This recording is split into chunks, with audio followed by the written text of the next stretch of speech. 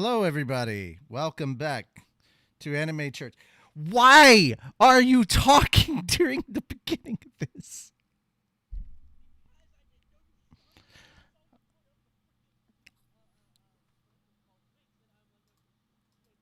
No, I said, I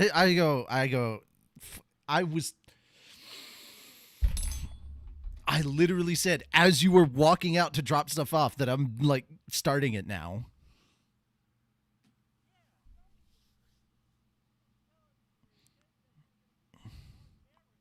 Welcome to Anime Church. He fucks up.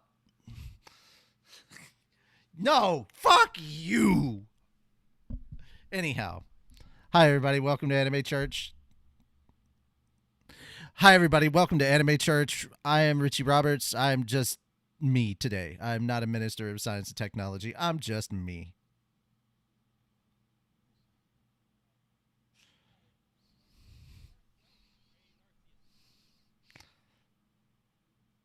Welcome to Anime Church. Yeah. Yeah.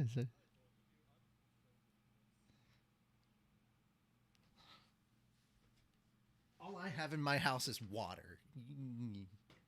I've done 75 push-ups. It hurts just to lift this.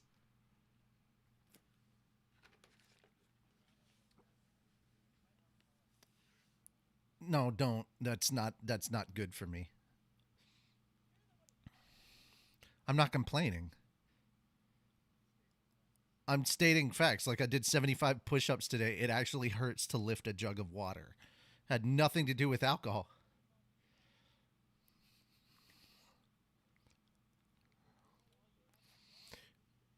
Yeah, all I have in my house right now is water. Well, no, I have orange juice and milk, but I'm using the milk for other things. I'm using the milk for cooking, and OJ is just a breakfast thing as far as I'm concerned. And we can't. Not all of us can be raging alcoholics like the two of you.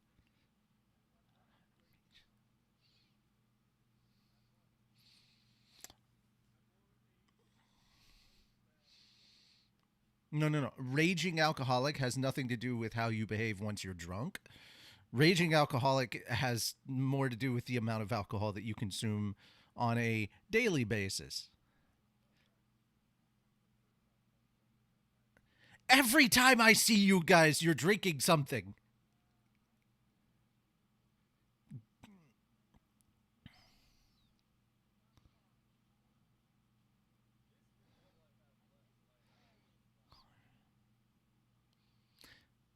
Just about every time I'm talking to these guys, they're at least talking about alcohol if they're not drinking it. No. He's talking about it. You're drinking it.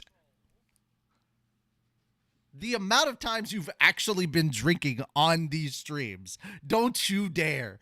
Don't you dare. What'd you think? I was going to play it off like it was apple juice? Mixed with what?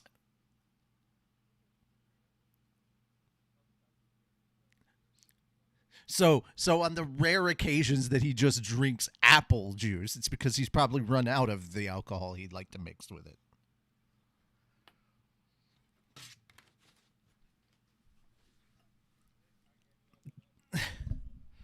All right. Anyhow,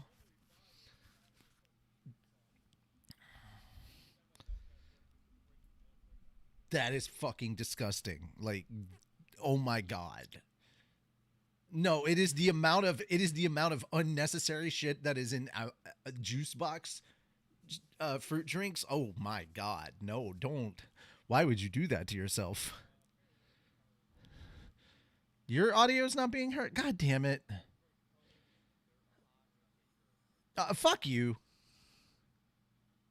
It's on Anime Church. It's literally there. I don't know why you guys aren't being heard. I don't know either, but thanks, Colors. Also, hi, Colors. Haven't seen This you in brought to forever. you by I the can Technical hear me Difficulties on podcast. You can hear you on there? It must have just cut out now. It must have just cut out because it's not doing what it's supposed to. Yeah, fucking god damn it. That's about right. Oh, now our audio is cutting in and out. Yeah, okay, that's now definitely it's an back. OBS thing. Now it's back. Yeah. Okay. So as soon as I was highlighted on the correct server, I guess, it comes back. because the last thing I posted on was the Fat Dog server, and I hadn't moved back to Slime yet. Hi, say words. Hi, words. Okay, cool. Good Hi. enough. Okay, can be heard. Also, hi, Colors. Haven't seen you in forever. What are you guys doing? What are you up to? Have not talked to you in a long, long time.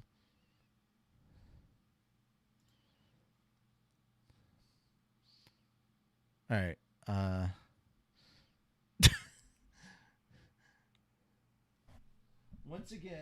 Once again, the random comments, man. The random ones. All right.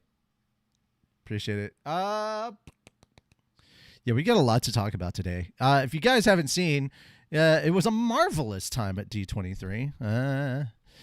We've also got Otakon stuff to talk to, and there were huge anime leaks. Like 12 episodes of a show anime leaks. Like that, pretty bad.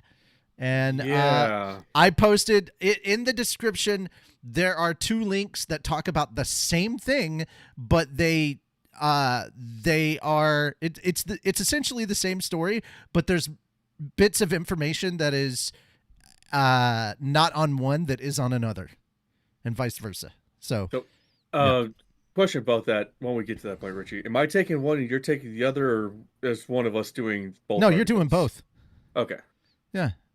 I just want to make sure I have the appropriate tabs open. You like working so much, so I'm just going to make you work today. Listen, once this semester of college is done, I'm taking a break from it because holy fuck, I hate school. I remember why I dropped out of college 7 times before now. Anyhow. Yeah, so there's a lot to talk about. We're going to just jump into the news. Starting with okay, the story that came out. Let me click on this and see how long ago it was, because I posted this almost instantly. Okay, this is 12 days old, so we're a week late on this. I posted this, I think, on Monday or Tuesday. If you have not checked out the first link, it says, "Thank you, Ray Chan." Ray Chan is a person who's been working on Marvel movies and production, doing he's not a producer. I think works on set design, right? Yep, set design. Yep, set design. So he literally builds the sets for so many different movies and TV shows in the Marvel universe. And his last one was Deadpool and Wolverine. He built a lot of the sets for those. And the reason I want to highlight that is because, number one, this is a job that does not get much attention at all. It's usually directors and actors that get all the attention. And this is an underappreciated job, I think. Also, this dude passed away, and literally Marvel themselves put this video up as tribute. That's why I wanted you to watch it. So I kind of wanted to get everybody's thoughts on this, but I guess at this point, Fenris, I'll let you start off. Just learning about everything he did over the last 2 decades is just mind-boggling. The fact that he spent so much time and put so much energy into all these movies and TV shows actually makes me want to sit down and watch some of them just to honor him, because holy fuck. Yeah, and that's another reason why I'm glad why I wanted you to go first, is because you're not as steeped into the Marvel Cinematic Universe as I or Moon might be. So I definitely wanted to get kind of an outside thought process on this. So I'm glad that it was something that really kind of made you interested in the stuff that he worked on. It's one of those things where I'll watch it and just pay more than likely sole attention to the sets and the designs themselves, and to the minute details that he was apparently so obsessed over himself. You'd be surprised, and this is something that happens in a lot of movies. There's a lot of care and detail that is put into stuff that we don't think about. If anything, it's I'm definitely never going to watch a movie the same way again. Alrighty. Moon, did you see it? All right, I'll get your thoughts on this. Yeah, it's definitely amazing that they're actually giving him a spotlight and stuff. Did he pass away, or is this just a Yeah, general he did. thank you? He passed away. He died. If you make it to the end, you see Then the 2 dates. yeah, I was like, thought there's there no way they're was- just thanking somebody. It's got to be a posthumous thing. And sure enough, I mean, Yeah. still big ups to I'm them. only like 10 seconds from the end, so but still, yeah. Still big ups to Marvel for doing this, even if it is posthumously. You know. Mm-hmm. And like, I wish there was a way they could give some better, or at least more recognition to the set designers, set builders, the costume designers, like all of them, aside from just the words you see at the end of a movie. Because they all put a ton of work into it, and like it's amazing to see that this guy has done so much just for Marvel in general, and with all the movies that they've showed clips of and stuff, I have to sit here and be like, holy shit, he did that, and this, damn. Mm-hmm. So, yeah. I'm glad that they did this for him. Rest in peace. I wish he could have seen this rather than have it be, after he passed, but at least they're giving him some recognition. So he has done 10 movies with them as well. So it's like that's no small feat. But yeah, I mean, they start off by showing a lot of Deadpool and Wolverine footage, because obviously that's the newest one that he's worked on.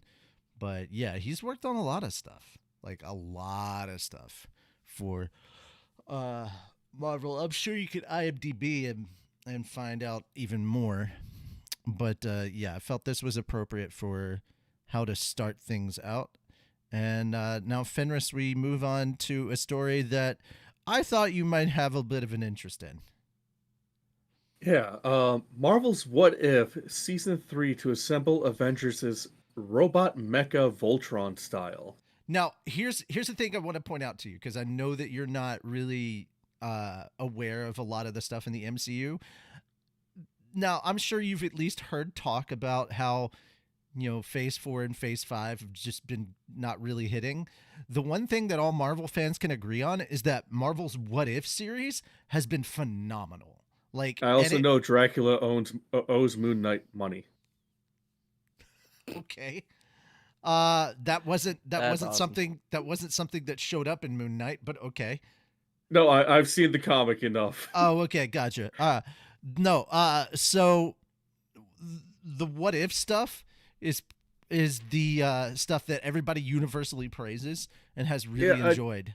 I heard they had an episode or two on Marvel Zombies, which had a fantastic comic series. Oh yeah, MCU Marvel Zombies is pretty, like, all right, all you need to know is that the scariest one out of all of them, zombie version of Wanda Maximoff. Yeah, Like I read the Marvel Zombie comics. Those I'm sure were brutal. Oh yeah. Fucking, So we've I got think kind it of was the same thing Hulk going had on the here. Best idea. Zombie Hulk would literally just keep re-eating the same piece of meat to keep himself fed. It would reach into his stomach, eat the piece, and like a couple hours later, reach in, eat it again. And Zombie Captain America's like, somebody get me a knife. This is a good idea. I think that's really, really funny that they still like have consciousness of some sort as zombies. Yeah. In the series, they did not. They're just zombies, but they're scary, deadly zombies. Like, imagine the Avengers as zombies. That's scary shit. But yeah. So What If takes place in a bunch of different ways. Like, probably my favorite one was what if instead of Peter Quill, they abducted T'Challa, and he became Star-Lord.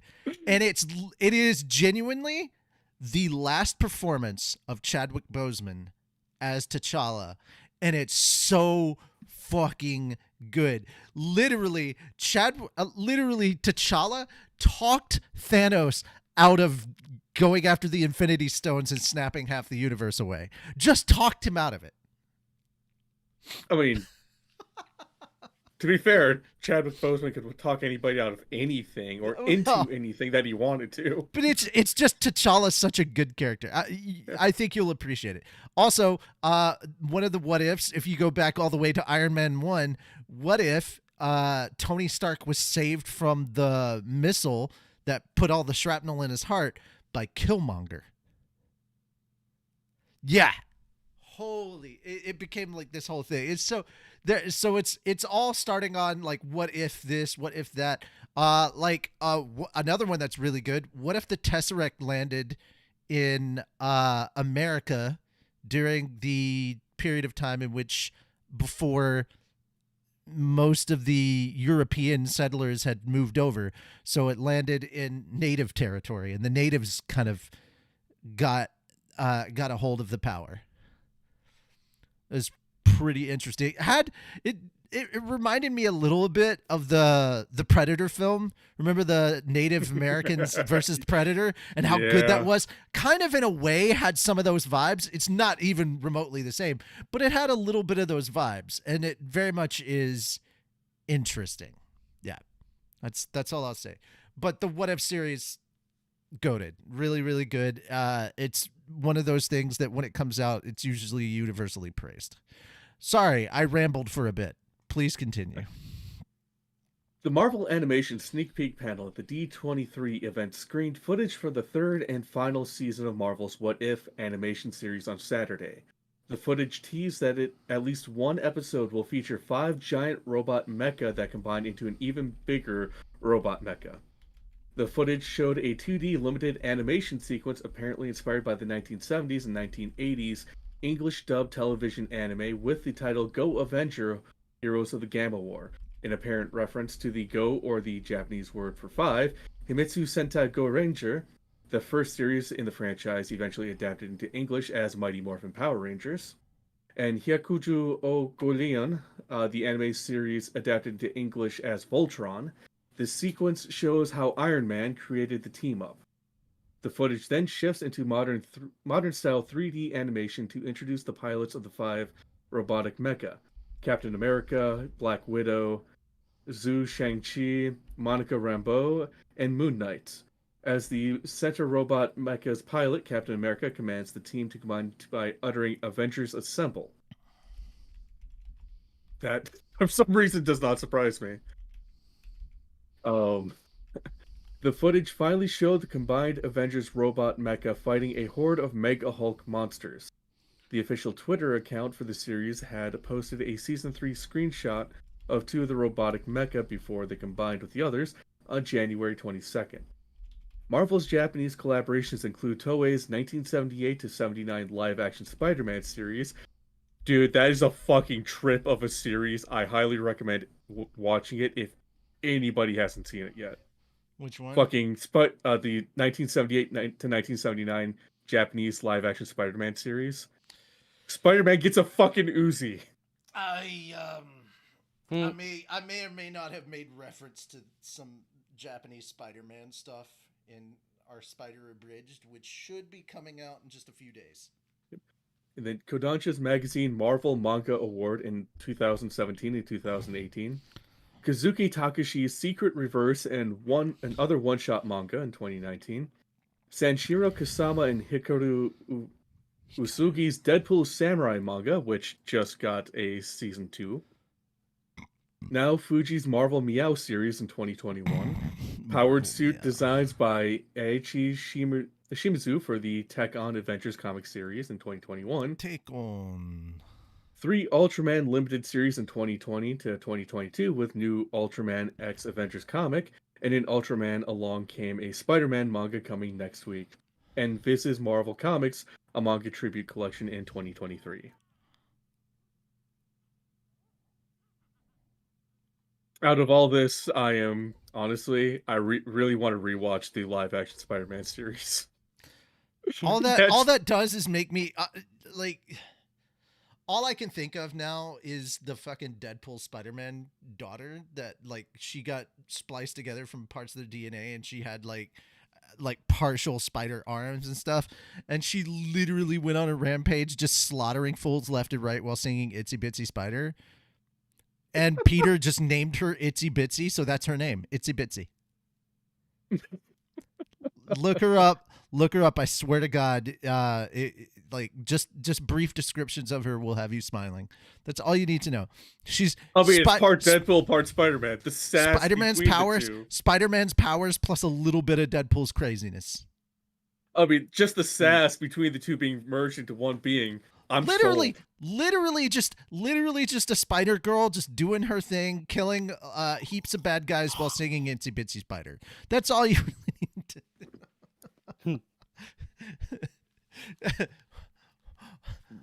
while in front of Deadpool and Spider-Man, by the way. Yeah. I bet Deadpool was so proud. It's really crazy when you actually look into the lore of Deadpool and realize how many wives he's had. Dude has had like 10 wives. Yeah. Alrighty. One of them was Death. Yeah.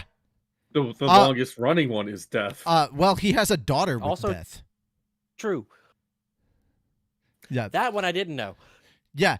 He has a daughter with Death, and Death decided that the universe would go out of whack if there were 2 deaths. So she just killed herself and let her daughter take over. Or something like that. Or I don't remember if it's killed necessarily or just removed herself from reality. I don't remember specifically how, but it was like reality is breaking from having 2 deaths. So she was like, let me remove myself from the... Basically, she went on vacation finally. So Death is like, fuck yeah, I have vacation days. Deadpool, you have given me the one greatest joy in life. Vacation. Thanks, bitch. Yeah. But yeah. All right. So... let's talk about the big news. Disney did their big D23 event, which, guys, is not a one-day thing anymore. It's a weekend thing. It's a whole weekend thing. So hot off the heels of San Diego Comic-Con 2024 comes Disney's giant fan convention, which intends to reveal just as much news about the future of Marvel, Star Wars, Pixar, Disney Animation, and the Disney parks as a traditional Comic-Con. Everyone from Kevin Feige to Pete Docter to Kathleen Kennedy and Mickey Mouse arrived for the weekend of festivities, and there's a lot at stake when even Disney CEO Bob Iger admits on an earnings call that Disney needs to solve its slump. This is the stage where it could all turn around. So on Friday, Disney presented its big entertainment showcase, which featured long-awaited reveals and plenty of morsels for diehard fans. It was lots of sequels, a few original projects, and lots of promises that Disney will go big in 2025 and 2026. Things like exclusive in-room footage of Marvel's Daredevil Born Again, showcasing the return of Charlie Cox's Matt Murdock, Vincent D'Onofrio's Kingpin, Jon Bernthal's Punisher, and reveals new hero White Tiger and villain Muse. Now, for those of you who aren't big on like the big Marvel superhero thing, these are the street level guys. This is the dark, gritty street level stuff. Guns actually are effective against these superheroes. I will say Jon Bernthal makes a fantastic Punisher. Yeah, I'm glad that he's back. So after that, an eye-popping sizzle reel of the recently completed Tron Ares. I'm just going to say Ares. Along with an announcement that Nine Inch Nails would take over the soundtrack for Daft Punk for the upcoming film. A new trailer for Moana 2, which sheds a bit more light on the story. Behind the scenes at Andor Season 2, due out in 2025. I haven't watched the first season of Andor, but I've heard out of all of the TV shows, Andor was the one that all the Star Wars fans were like, this was good. And I'm like, okay, makes sense. Because the only good Star Wars movie to have come out since Disney took over was Rogue One. The rest of them were just kind of except for Rise of Skywalker, which was just all right. Yeah. Anyway, and with Ben Mendelsohn returning as his Rogue One character Krennic. So he's going to be returning to Rogue One, and the Mandalorian and Grogu movie, which just began principal photography and will hit big screens in 2026. So our first Star Wars movie in since 2019's The Rise of Skywalker. A first look at Toy Story 5, which will deal with technologically advanced toys, and pit Woody against 50 malfunctioning Buzz figures. So there's also even more stuff that was announced, which is why I'm going to the next one. There is a live-action Stitch being made for Disney. When I heard there was a live-action Stitch, my first thought was, why? And then I was like, all right, I'll look at some of the footage and see. All right, so you can go on to the Disney Twitter, the official Disney Twitter, and they have like a little video here showing very clearly kind of the intro that they had for Stitch at the presentation. And I gotta admit, Stitch looks really, really good. And it's the same voice actor, everything. But that doesn't answer my question. Why? We don't need this. But the money. Yeah, but here's the thing, Disney. You've had kind of a bad track record of taking your animated features, bringing them to live action, and they've just hurt your animated features or just made everybody want to go watch the animated stuff. Not that they were necessarily bad. They're not good enough to stand with their animated counterparts. I'm gonna be like, I loved how beloved Aladdin was, and yes, the live action Aladdin made money, but guys, it does not hold a fucking candle to the original Aladdin that you guys made back in the 90s. It just doesn't. Will Smith has a charm, and you know what? He carried his version of Genie, but he is not Robin Williams. And Beauty and the Beast just wasn't it. I did not want to see a Lion King live action adaptation. It wasn't even live action. It was still animated. Yeah, well, technically, yes. That's right. I consider it the quote-unquote live action or whatever. But live action-esque adaptation, yes, you could say it's animated. Whatever. But we didn't need that. We didn't need that. You want to re-release the original Lion King in theaters? Holy crap, you could make money off of that. Just re-release it in theaters. I mean, think about it. There's an entire generation of children that probably have never seen the original Lion King. And they never got to experience the theatrical experience. Do it. Or every any 20 of years. The old school Disney movies. Here's the thing. If you want to update some old school stuff with modern animation practices and better quality animation, I would love to see what Fantasia looks like now. Like, I mean, you don't have to change. Give us a Fantasia 3. You don't have to change anything about the story or the characters. Just update it update the animation. The animation could use an update. I mean, there are things that we could do better now that we couldn't do then. I would love that. Make that a dazzling show for the eyes. We don't need everything to suddenly be live action. That's all I'm saying. I mean, what was it? Cinderella was made in the 50s? Mm-hmm. Still a fantastic animation. Yeah, but could be updated animation-wise. Could be updated. Yeah. Also, guys, I mean, the you originals, have special effects in the theaters for them. The originals, dude.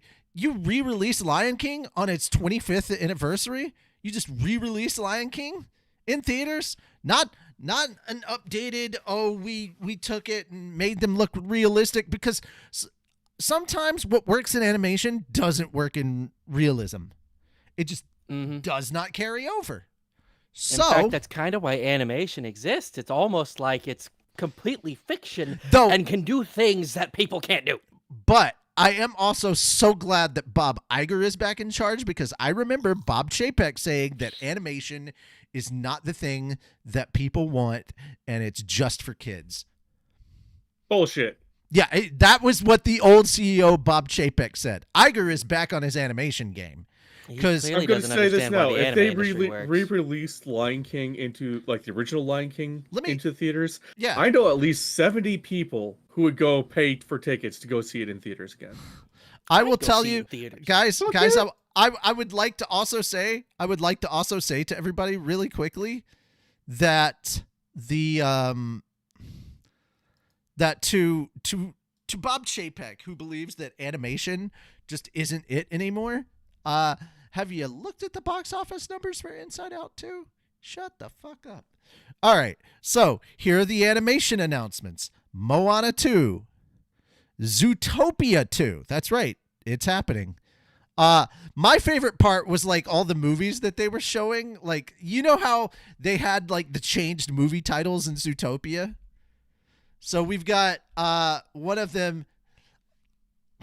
All right, they've already made a joke about Deadpool and Wolverine in the animal verse that is Zootopia. So we have Dead Mule and Wolverine. Then we have Mufasa, so Moo because it's a cow. Instead of Loki, it's the sloth guy. It's just Slowkey. Skeleton Shrew with a bird. Inside Snout 2. Pandalorian and Grogu. Like, they're just having so much fun with this kind of stuff. So, yeah. Frozen 3, which, whatever. I didn't even see the second one. I didn't care. Then Pixar comes out and starts talking about their stuff. They have a thing coming out called Dream Productions, which is based on Riley's dreams from Inside Out. So this is all taking place within the Inside Out universe, and it is her dreams. So it's how they produce the dreams, or at least that's the gist I got from it.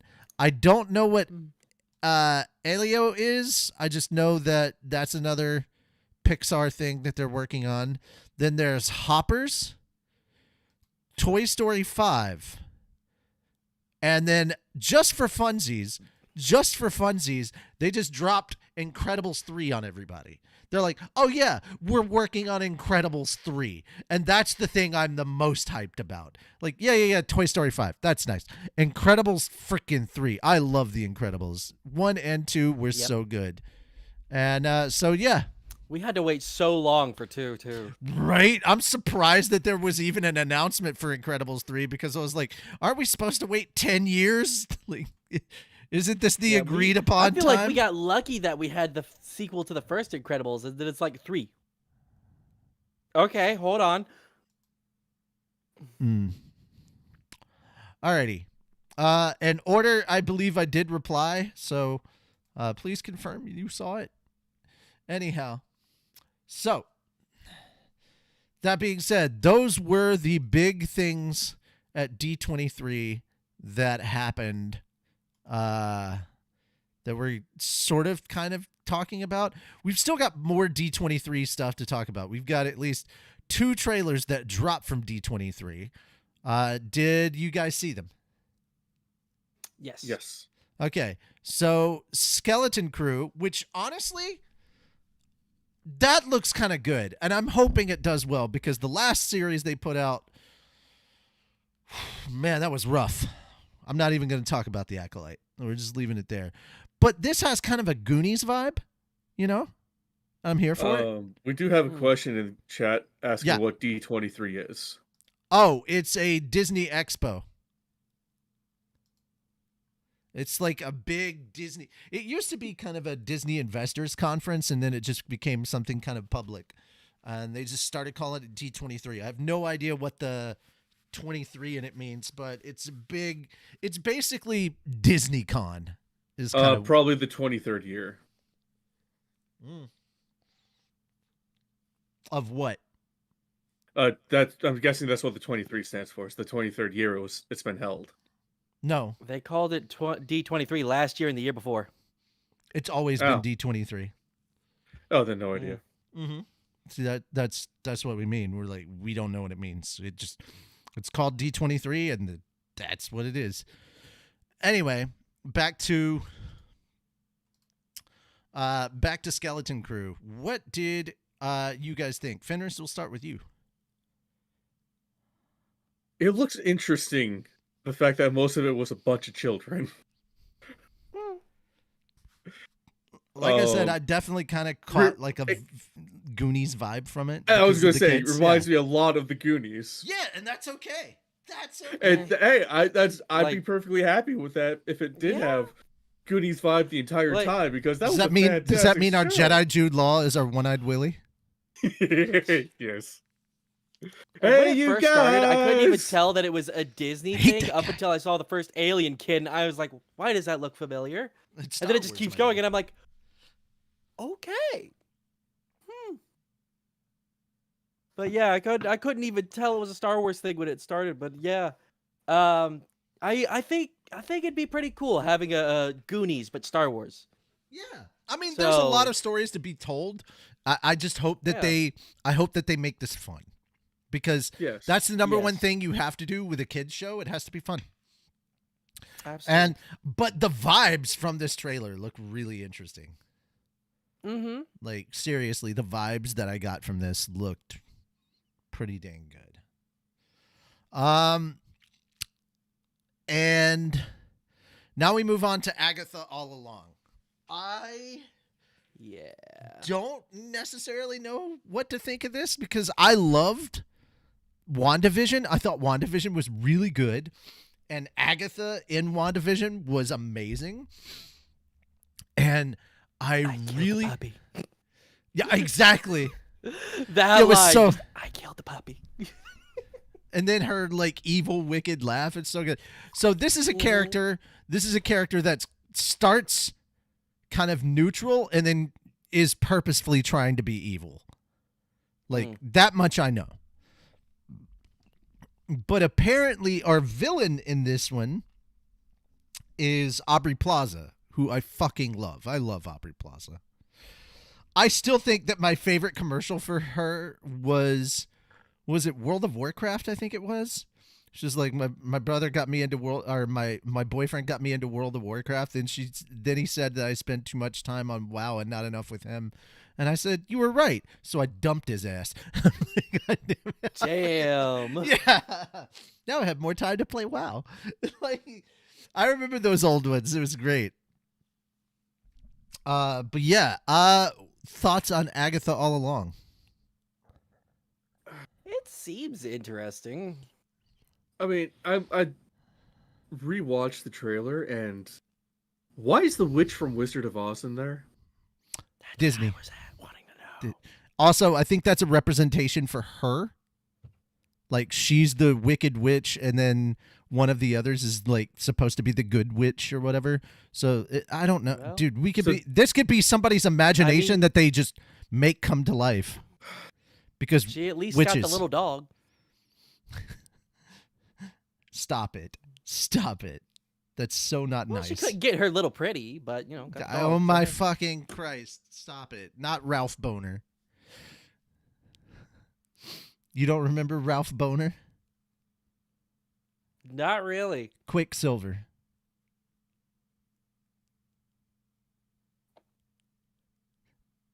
Remember Quicksilver showed up in WandaVision? Wanda's brother, Oh yeah. Pietro. Yeah, yeah. All right. Yeah. So Oh yeah, fucking. When the what was curse his name? wore off. Kick-Ass. Yeah. The other guy from Yeah. well, technically both of them, depending on which one you want to talk about, the MCU one or the Fox one, because it was the Fox one that showed up in WandaVision. Yeah. But they were it both in was. Kick-Ass. Okay? The one from man. Age of Ultron is Kick-Ass, and the one that was the Fox one was Ass Kicker. So, there you go. Also, you want to talk about a movie that I want a sequel to. Let us get Kick-Ass 3. Yes. Marv Studios does a fantastic job. Dude, all right. So, anyhow, holy cow. Yeah. I feel like I'm explaining too much to try and defend this, so I'm just like, whatever. I'm not actually like super invested in Agatha, but I am trying to explain stuff. Well, it's one of those things. I'll watch it when it comes out, and we'll see. But I'm not like super Yeah. hyped about it, and I never was when they announced it. I don't think I'm the target audience, but that's okay. To be Moon. fair, it could be something on the level of what is it? What was it called? Werewolf by Night. Where No, like that I was you- interested you in from the get go. That looked Fair enough. interesting. But like I didn't know what to think of it going into it. I thought it was interesting, and I was like, oh, okay, it's Halloweeny. And then it was actually really good. And I still have no idea what it had to do with fucking anything in the Marvel universe. Oh no, that's the monster side of the Marvel universe. You're literally taking a peek at the Blade Darkness side. Yeah. Fair enough. Which And by it's the all way, black and white, that's too, the which I one. loved that. That's the one that I would absolutely encourage Fenris to check out if he's going to check out anything in the MCU. Werewolf. It's by less of a some- Marvel movie and more of a monster movie. It's Yeah, really it's good. literally it's in the MCU, but there's no connection that would let you be aware of that. Which movie? Oh yeah. Werewolf by by Night. Okay. The majority of it is completely in black and white. Mm-hmm. I'm more than okay with that. It is. I rewatched It is Godzilla definitely. -1 3 times in It black is and white because definitely- it felt better. It is definitely. It feels like one of those old school horror movies because of how it's set up and everything. It's so fucking funny, dude. It's so funny how good it is. All right, Moon, tell us about Piece by Piece. 'Cause you Yeah. put this one in here for us. Oh yes. So this is a very interesting one, and it got me very excited because it was a very organic reaction. A friend of mine invited me to go see Inside Out 2. I said sure, and this commercial or trailer came Trailer. on, and I was like, yeah, and I was like, holy shit, Pharrell Williams telling his story, but with Legos. Like that's literally all it is. And I like And the first of different all- reactions from the three of us on this. This is gonna be fun. This is gonna Because be we have- interesting. Because we have very different thoughts on this. So go ahead. Okay. Moon. Go ahead. Start with yours. So, first of all, I loved the Lego movies to death, and I always want more. So yeah, but this is going to be very interesting. A very interesting way to do like a either it's going to be kind of a biopic or maybe it's just supposed to be a silly, funny telling of how he got to where he is. Pharrell Williams has collabed with a bunch of major artists. Daft Punk, Justin Timberlake. yeah, Justin Timberlake. Yeah. Oh yeah, and his music has been used in mostly Despicable Me, but A he lot of only hip-hop. makes bangers, so I can't That's not. can't be upset about it. Do what? That's not true. He only makes bangers. No, Pharrell would be the first to tell you how untrue that is. Okay, that's fair. That's fair. But from most of what I've heard from the movies, I can only really remember the bangers. I'll put it that way. And Okay. somehow the bangers are the only ones that show up. Like there's yeah, one it's- song that I think was just Dude, called if you're "Do gonna It." do greatest, Oh. If you're gonna do greatest hits, you're not gonna put your slop in there. Come on, man. Fair enough. But look, it's a thing that just pops up every so often, and then I'm like, oh shit, that's Pharrell Williams. Okay, fuck. Anyways. But so I think this is gonna be interesting. I think it's gonna be pretty fun. I love the Lego movies, the way they work, and just like he's very clearly kind of making fun of the idea of like, so what if I told my story, but with Legos? And And that's the very first thing. And it got a good laugh out of me. So now we move on to Fenris, who does not really know who Pharrell Williams is. I don't know who he was until before Anime Church One Moon. It's like, yeah, he worked with Daft Punk. Like, what song? This song. Oh, okay. Yeah. Still don't that's know him- who he is. That's him singing. Like he does a lot of singing. He makes a lot of music. He produces a lot of music. But I saw a Lego movie and I was like, I don't care what the context is. It's a Lego movie. I'm going to see it. I am okay with that. Whereas I am the other opinion here. I'm actually the opposite of you. I very much know who Pharrell Williams is. I don't want to see a Lego movie about his life. And I mean, I'm not the target audience for this. I liked the Lego movie. I really did. I liked Lego Batman. Didn't really care for Lego Movie 2. I'm kind of done. I'm kind of done with the whole Lego movies thing. It's like, yeah, dude, if Pharrell made a biopic, I still wasn't going to watch it. You making it Lego makes me even less inclined to watch it. It's like, but you get Snoop Dogg turning into a dog. Yeah. And I basically everything I would want to see happened in the trailer. I'm done. Like, I'm good. This isn't something that I need in my life. I'm not going to shell out money to go and watch it in a theater.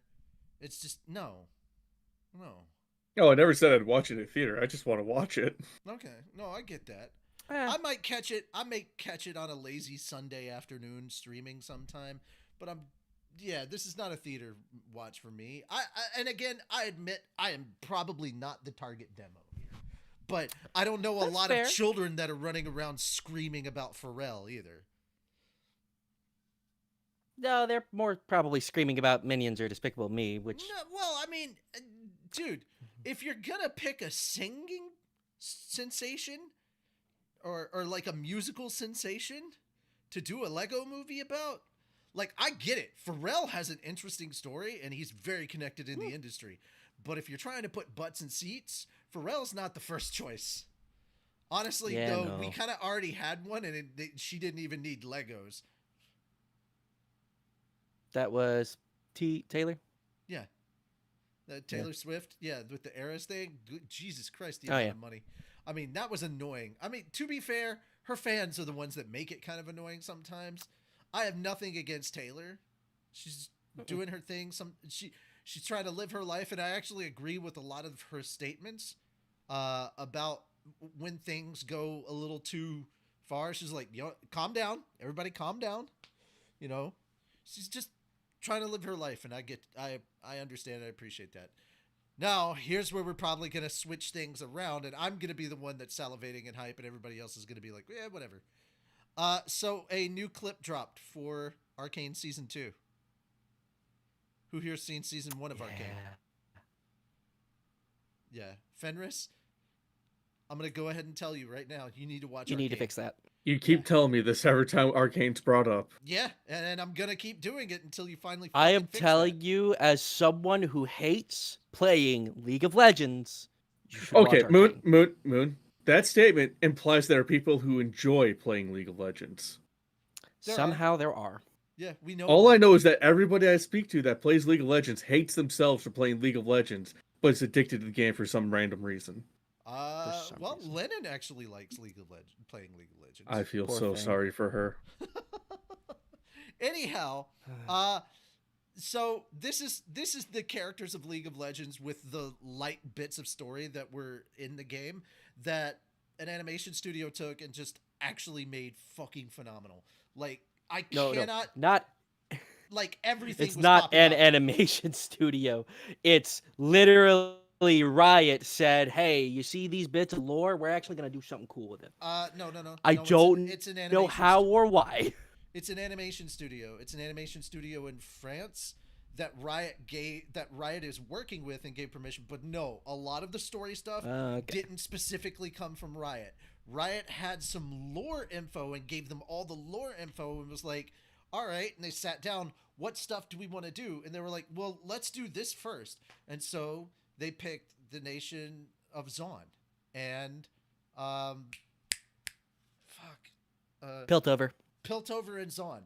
They decided to go with that story, and they were like, all right, let's focus on that. And a lot of this stuff, yes, some of it was very much in the game as lore, but like it wasn't fully fleshed out until the animation.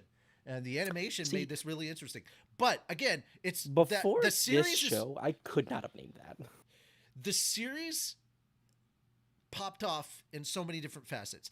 The music popped off. The animation popped off. The acting, the camera, the cinematography, the directing, everything is popping up. When you talk about a production firing on all cylinders, you're talking about Arcane. Like, I cannot believe that this studio did something that actually made me like League of Legends. Mm-hmm. Oh, I mean, fuck the game. But I love their tournament introductions. I love the music side of Riot. They should just stick to doing K-pop Which AMVs is- because they're so good. Well, at that. but Imagine Dragons has also given them some good songs. In fact, yes. 2 or 3 of the best songs from Arcane was Imagine Dragons. Sometimes you get thunder out of them, but other times you get radioactive, enemy, fucking they have a lot of good songs. Thunder is They just do. annoying. But, okay, so one song in Arcane. They only did the opening. They didn't do multiple songs for Arcane. They do a lot of songs for League, or rather, they do songs and then let League use them. Because they no, like I'm Riot. Pretty sure. Yeah, but I'm pretty sure they got paid to at least do I think it was called Warriors. Warriors? We are the Warriors. Warriors came Oh, out. you mean the song that was overused in this Sweet Home time. Season 1? Yeah. But that's Wait. not Arcane. That's just Riot stuff. That's basic. Yeah, no, League of no. Legends stuff. Yeah. But I swear they had 2 songs. I know they had the opening, but they also had a different one. Not that I'm aware. In of. Sweet Home? I've been No, looking in at all the Arcane. soundtracks. Okay. Fuck Sweet Home. I don't even know what Yeah. that is. How's it feel, Fenris? Now you're on the now you know what it's like for us to try and tell you about something. You're like, I don't know what that is. Yeah, there you go. Pharrell Fair enough. Williams, mega superstar Pharrell Williams. I don't know who that is. Listen, the most recent music I listened to is 2007. Then you should have heard Cap. some Pharrell Williams because he's been popping hits out since the 90s. Yeah. Yeah. All right. So just watch his biopic in Lego and you'll understand. There we go. All right. Anyway, so yes, Arcane. We got a clip for season 2, and this is another Jinx clip. I'm hoping that you don't remember anything about this clip after you've watched it now, Fenris, because I want you to watch Arcane. It's so good. It was probably going to be like 2 or 3 years before I watch it, so I can just binge it all at once. Just watch the first 3 episodes. I swear to God. Yeah. Because that's how No, it just was watch released. the first episode. No, 3. Because honestly, it was just okay until we got to the 3rd episode, and shit really went crazy in episode 3. Like, Fair enough. Shit got real, shit got dark, and I was like, I like this. Now I'm fucking hooked. Now I have to. I'm like, fuck. Why are there not any more episodes? Why are you releasing 3 each week? Just drop it all. I want to watch it all. But they didn't, and you know, it was good. It's told in a very 3-act structure each week, and it was pretty damn good. Anyhow, Well done. Well handled. very much looking forward to this. All right, quick update. The 0 has changed to a 10, but that's as high as it's getting. Guys, I feel a little justified and vindicated with this next story. Borderlands movie debuts with a 0% on Rotten Tomatoes. Now, here's the update. It's now at 10%. Audience score has it at 50%, but most of these audience scores coming in at 5 stars for this. Even based on the trailers, I could see this was not a good movie. And everybody that's seriously going at, like, there's, again, with the audience thing, you can't fully tell if it's a bot. So I'm not counting audience scores, but critic scores I can count. And the full critic score has moved up to 10%, but it day 1 it was 0 and then 3% because Grace Randolph gave a semi-positive review. She gave a positive review for one actress and then was like, "Yeah, the movie has issues." And that was the most positive review. I had Guys. friends walk out of Borderlands within the first 10 minutes, and they have told me they no longer respect anybody who worked on that film. Fuck. Guys, That's, this is sad. This is really sad because if you just look at the cast alone, that should have been a good movie. Mm-hmm. It would have made a great comedy if it wasn't Borderlands. If you stuck with the actual story for Borderlands and stopped trying to mesh 2 to 3 different things together, Just do the first Borderlands. Just do the first fucking Borderlands. There's so many people that are like, man, I went into this thinking Kevin Hart was going to be funny, and Kevin Hart wasn't really funny. He had like 2 lines apparently that were humorous, but he was seriously trying to portray Roland. I get that. Roland is not a funny character. Funny shit happens around Roland. That's who Roland is, which is why I'm sitting here going, Kevin Hart is bad casting for that character. Mm-hmm.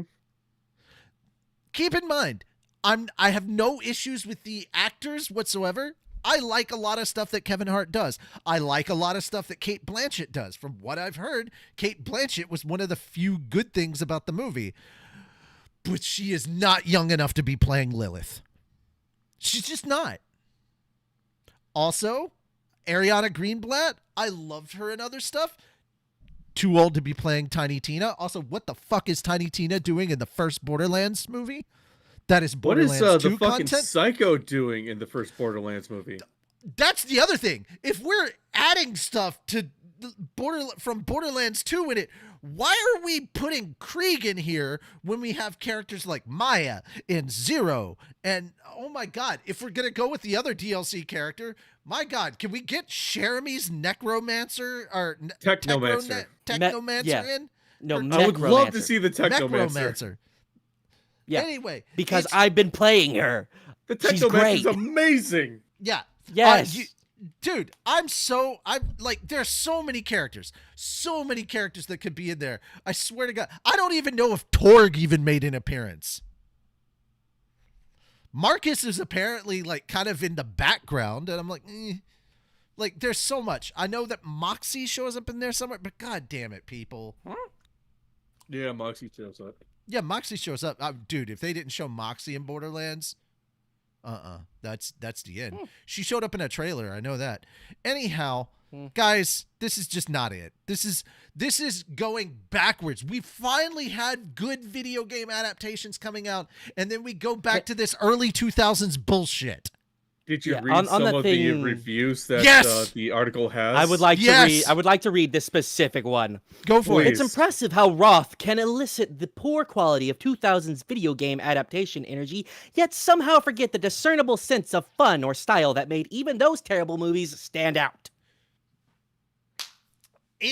Dude, the reviews were just, the Cooking fans them deserved a alive. lot better than this whatever director Eli Roth is trying to do with Borderlands. This is the video game movie curse at its worst. If Borderlands doesn't stop studio executives from salivating at the sight of every single IP that comes across their desks, nothing will.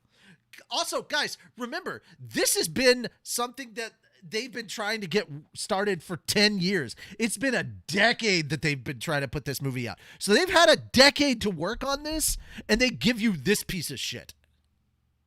And the last one from the article, Borderlands is an abysmal waste of a beloved franchise that takes a kooky band of murderous misfits and drains the life out of their first adventure together.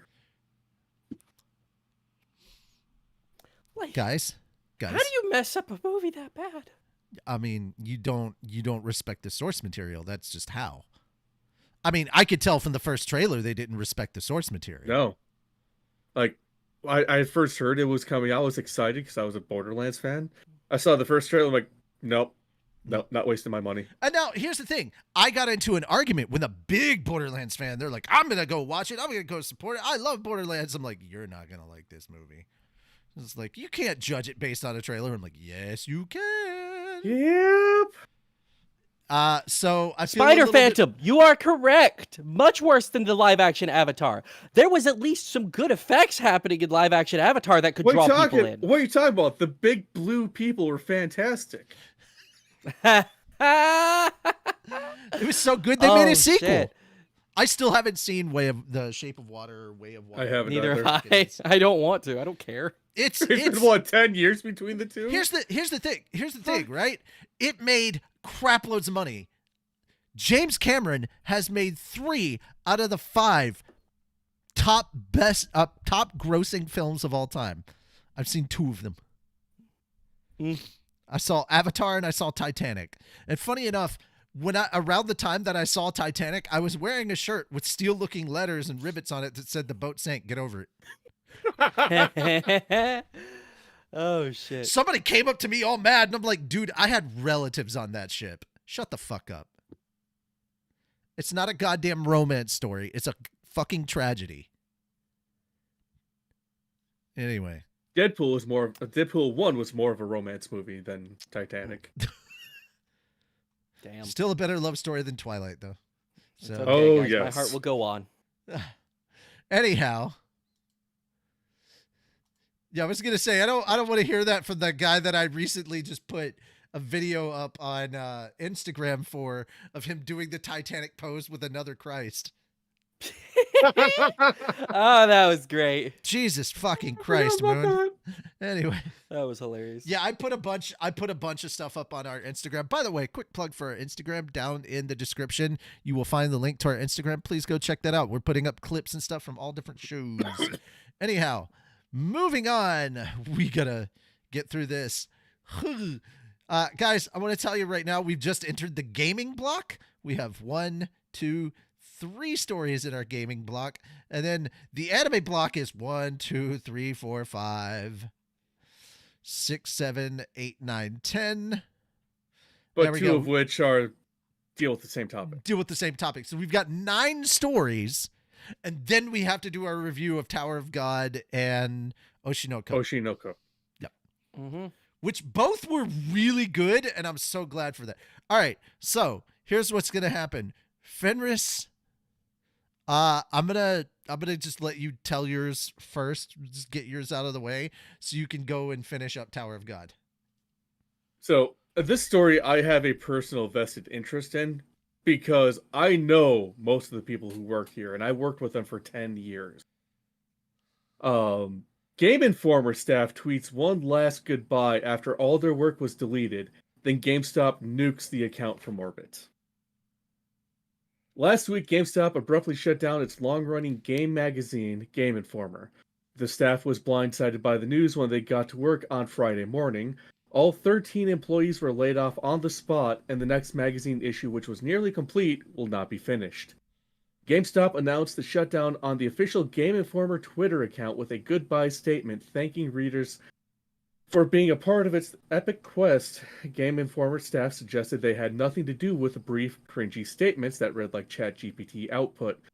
Soon after, they were alarmed to find that the entire Game Informer website had disappeared. Years and years of articles had been replaced with the same GameStop statement. This morning, the Game Informer Twitter account went active again. This time, a former Game Informer staffer seemingly took the reins one last time to share a proper farewell. Our 33-year legacy deserves a genuine goodbye, written by a former Game Informer member. We are heartbroken by the shutdown of our publication, yet we leave with pride knowing we poured everything we had into it. In the words of our editor-in-chief, be well, play well.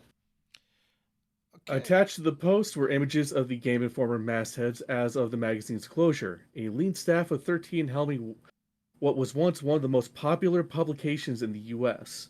As noticed by Destructoid's Eric Von Allen, soon after the post was published, both it and the entire Game Informer Twitter account disappeared. A total of 5 minutes, from what I heard from many of my friends that used to work there.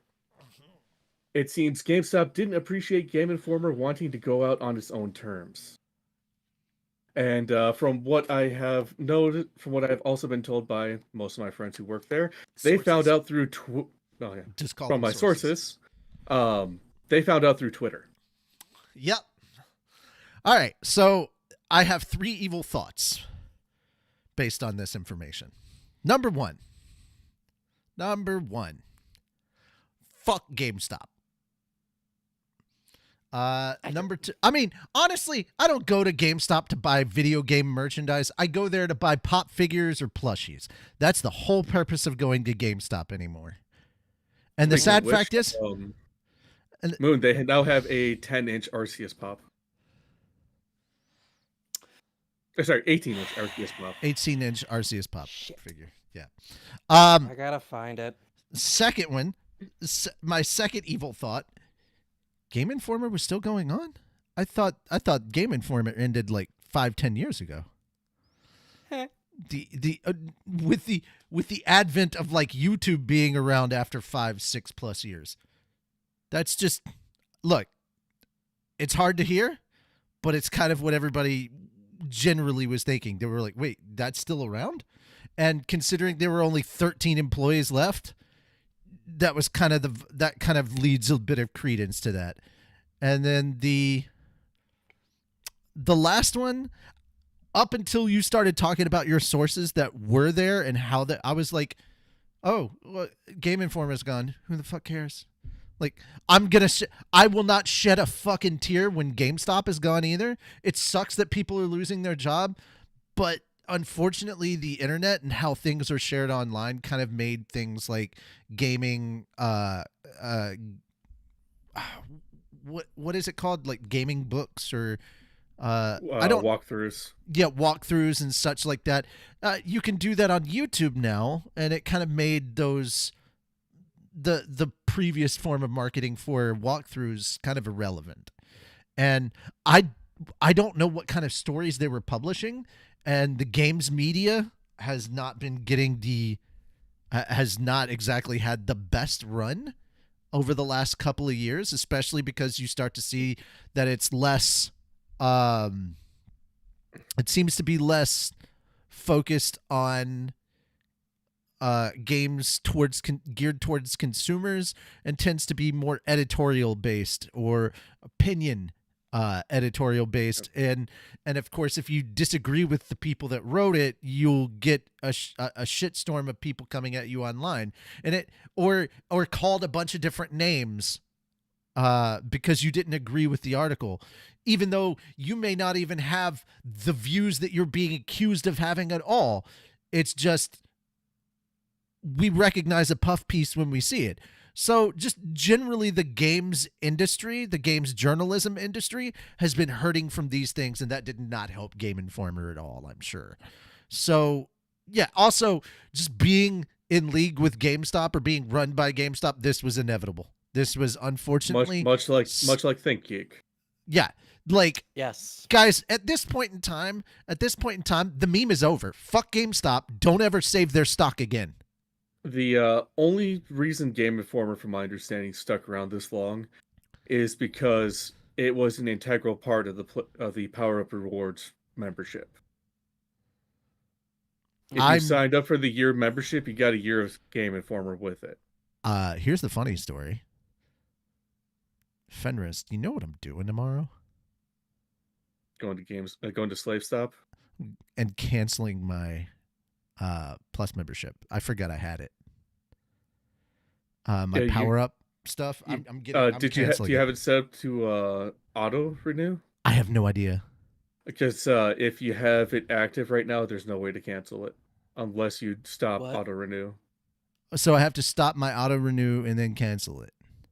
Nope. You just stop the auto renew, and after the year of the current PlayStation Pro not PlayStation, Power Up Pro is done, then it won't renew. I'm paying monthly, not annually. There's no monthly charge for Power Up Rewards. There's annually. Not. It's all annually. Oh, yes. Then it hasn't been a full year yet. As somebody who's worked for the company for way too fucking long of his life. All right, well, guess what I'm going to do right after Anime Church. Of anything. Guess what I'm doing right after Anime Church then? Fuck these people. They're not getting my money any.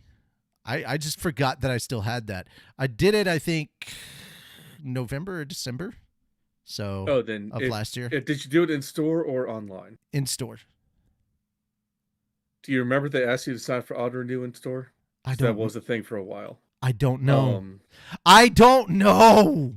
Okay, I'll talk. Yeah, we can talk about after. I have slept so much since then, and to be fair, this was not really that important. That's fair, but before we end this, I am going to take a drink for all my sources who lost their jobs, because it's a shitty thing to find out your livelihood got terminated through Twitter of all places. I mean, dude, yeah. Did you do a drink last week for Bungie employees that had the same thing happen to them? Okay. Yep. I'm I was actually like, going to be meeting up with some of my sources this week to talk with them and have them vent their frustrations to me. Because, yeah. because you're apparently now a sounding board. I mean, to be fair, once again, I've worked with them for 10 years. I'm in the same state as the former Game Informer head office, so it only stands to reason that I know them. I'm going to be listening to them because we were great colleagues. Gotcha. Alrighty, Moon. I'm probably gonna have you take the second one, even though, yeah, even though we haven't really talked a lot about the upcoming Zelda game. I want to have you do a little bit of that. All right, so we're now getting into the Otakon stories. Final Fantasy VII Rebirth creators, voice actors share their favorite gaming moments, or game moments at Otakon. Final Fantasy fever was felt throughout this year's Otakon, with Final Fantasy VII being such an evergreen title. The cosplays and photo shoots were naturally aplenty. But it was 2 Final Fantasy VII Rebirth panels that brought everything to a fever pitch, with battle director Teruki Endo, game director Naoki Hamaguchi, and the legendary Square Enix director Yoshinori Kitase himself, and a slew of other cast members sharing the stage. These panels provided quite the spectacle for longtime and new fans alike. The first of the 2 panels was held Friday night in a smaller panel room. This made for a more intimate Q&A session with the fans and Endo, Hamaguchi, and Kitase on stage to discuss Rebirth. This allowed for some intriguing dialogue. A lot of conversation focused on the transition from remake to Rebirth and updates and changes made from the original PlayStation Classic. In terms of the Final Fantasy series overall, Kitase said, "It's about the dramatic relationships between characters, and for Final Fantasy VII in particular, there's a big theme of a cycle of life shown through the life stream. So for Rebirth, we are leading up to depicting Aerith's fate. For this, we took care and attention to know what to detail, and I'm sure that everyone has their own thoughts on what the last scene means. So is anyone curious to know what it means?" When the audience shouted yes, Kitase pulled the rug right out from underneath everyone. "Please wait a couple of years," he said, causing the audience to giggle. Hamaguchi is a fan of the original game, and there was one thing from the original game he hoped would translate well in the new games. "I could talk about this all day," Hamaguchi began, "but if I were to pick one scene, it would be the gold saucer scene when we first received the initial plot from the original scenario writer. I noticed the main theme from Rebirth is bond, the central theme that we really honed in on, and I think we really provided the players was a journey into the character's emotions throughout the many options and quests that guide them through the game and then pay off at the gold saucer scene." The conversation eventually moved on to gameplay features like the battle mechanics and the open world environment. When it came time to discuss the mini-games, a fan commented on how cool it would be if Queen's Blood had its own video game. More on that later. No, just leave it where it is. The second panel was held at the peak of early Saturday night, right in the vast halls of Otakon's main events. Endo, Hamaguchi, and Kitase shared the stage with almost all of the English voice acting staff, and even Japanese seiyuu Yumi Kazaku, Yuffie, Hideo Ishikawa, Kate Sith, and Shuichiro Uemeda, Chadley. Unfortunately, Paul Tento, Kate Sith's English VA, and Matthew Mercer, Vincent, couldn't make it, but the video clips of them answering fan questions found their way into the panel. The first topic up for discussion was the recording experience. When asked at the Final Fantasy VII gang meeting in Midgar to start their journeys paralleled the voice actor's own, Erica Lindbeck, who plays Jessie, said she initially remembered being so worried. I spent 4 years with Jessie in the back of my mind. Lindbeck said. I thought I was only doing just a few lines for the game trailer. Like, A, is this game actually going to be made? And B, am I going to continue being Jesse? Because that happens all the time. But getting that phone call, I got excited. They kept bringing me in. They're so cool. Seriously, there's not a diva among us. Sid's English VA, J. Michael Tatum, yeah, added to the mix. I'm not sure what I'm doing here, he said. I'm just waiting for someone to pinch me. Speaking of his role as Sid. Oh, he's Sid. Did I say Kate Sith or did I say Sid? I think Kate Sith. Okay. No, he's Sid. Sorry. Speaking of his role as Sid, he recalled getting inspiration from an unlikely place, his own father. I remember calling my father the night before the audition so I could get it down. I called him because he had that special West Texas accent down. When my brother listened to Sid's voice, he asked, Are you paying dad royalties? The audience laughed at that. But the most memorable moment came from Barrett's English voice actor, John Eric Bentley, when discussing the more emotional scenes with Barrett's adoptive daughter, Marlene, and his old friend turned rival, Dine. He mentioned that it showcases a side of Barrett that nobody ever gets to see. To do that, I think of my sons and how much they mean to me, Bentley said. But then people also ask, how did you do the scene with Dine? There are many different methods, but I had to go by memory, and because I played the original scene, I understand the relationship that Barrett had with Dine. They were best friends. This is where Bentley started to get emotional and raw. So I thought about how I lost my dad in 2017. Bentley teared up at the mention of this. My dad passed away in my arms, and that's who became Dine for me. I didn't want Barrett to be a caricature. I wanted him to be real and not be a polygon that shook his fist when he got angry. I wanted to do justice to what was my very first RPG. I wanted to do it right. An overwhelming standing ovation ensued. Damn, I'm kind of tearing up just from reading that. The latter half of the panel was dominated by fan questions picked in advance. One of the first asked if Yuffie's English VA, Susie Young, could sing an improvised song on stage to the fans, which left me having to fight the stupid urge to shout Freebird. Another question, what was your favorite lines to record as Barrett, John? The pick couldn't have been easier. You better be worth every damn penny, Merc. That's my best Barrett. So, Bentley shouted in Barrett's voice. But there was one burning question that weighed heavily on everyone's mind. How does Chadley feel about Cloud in a dress?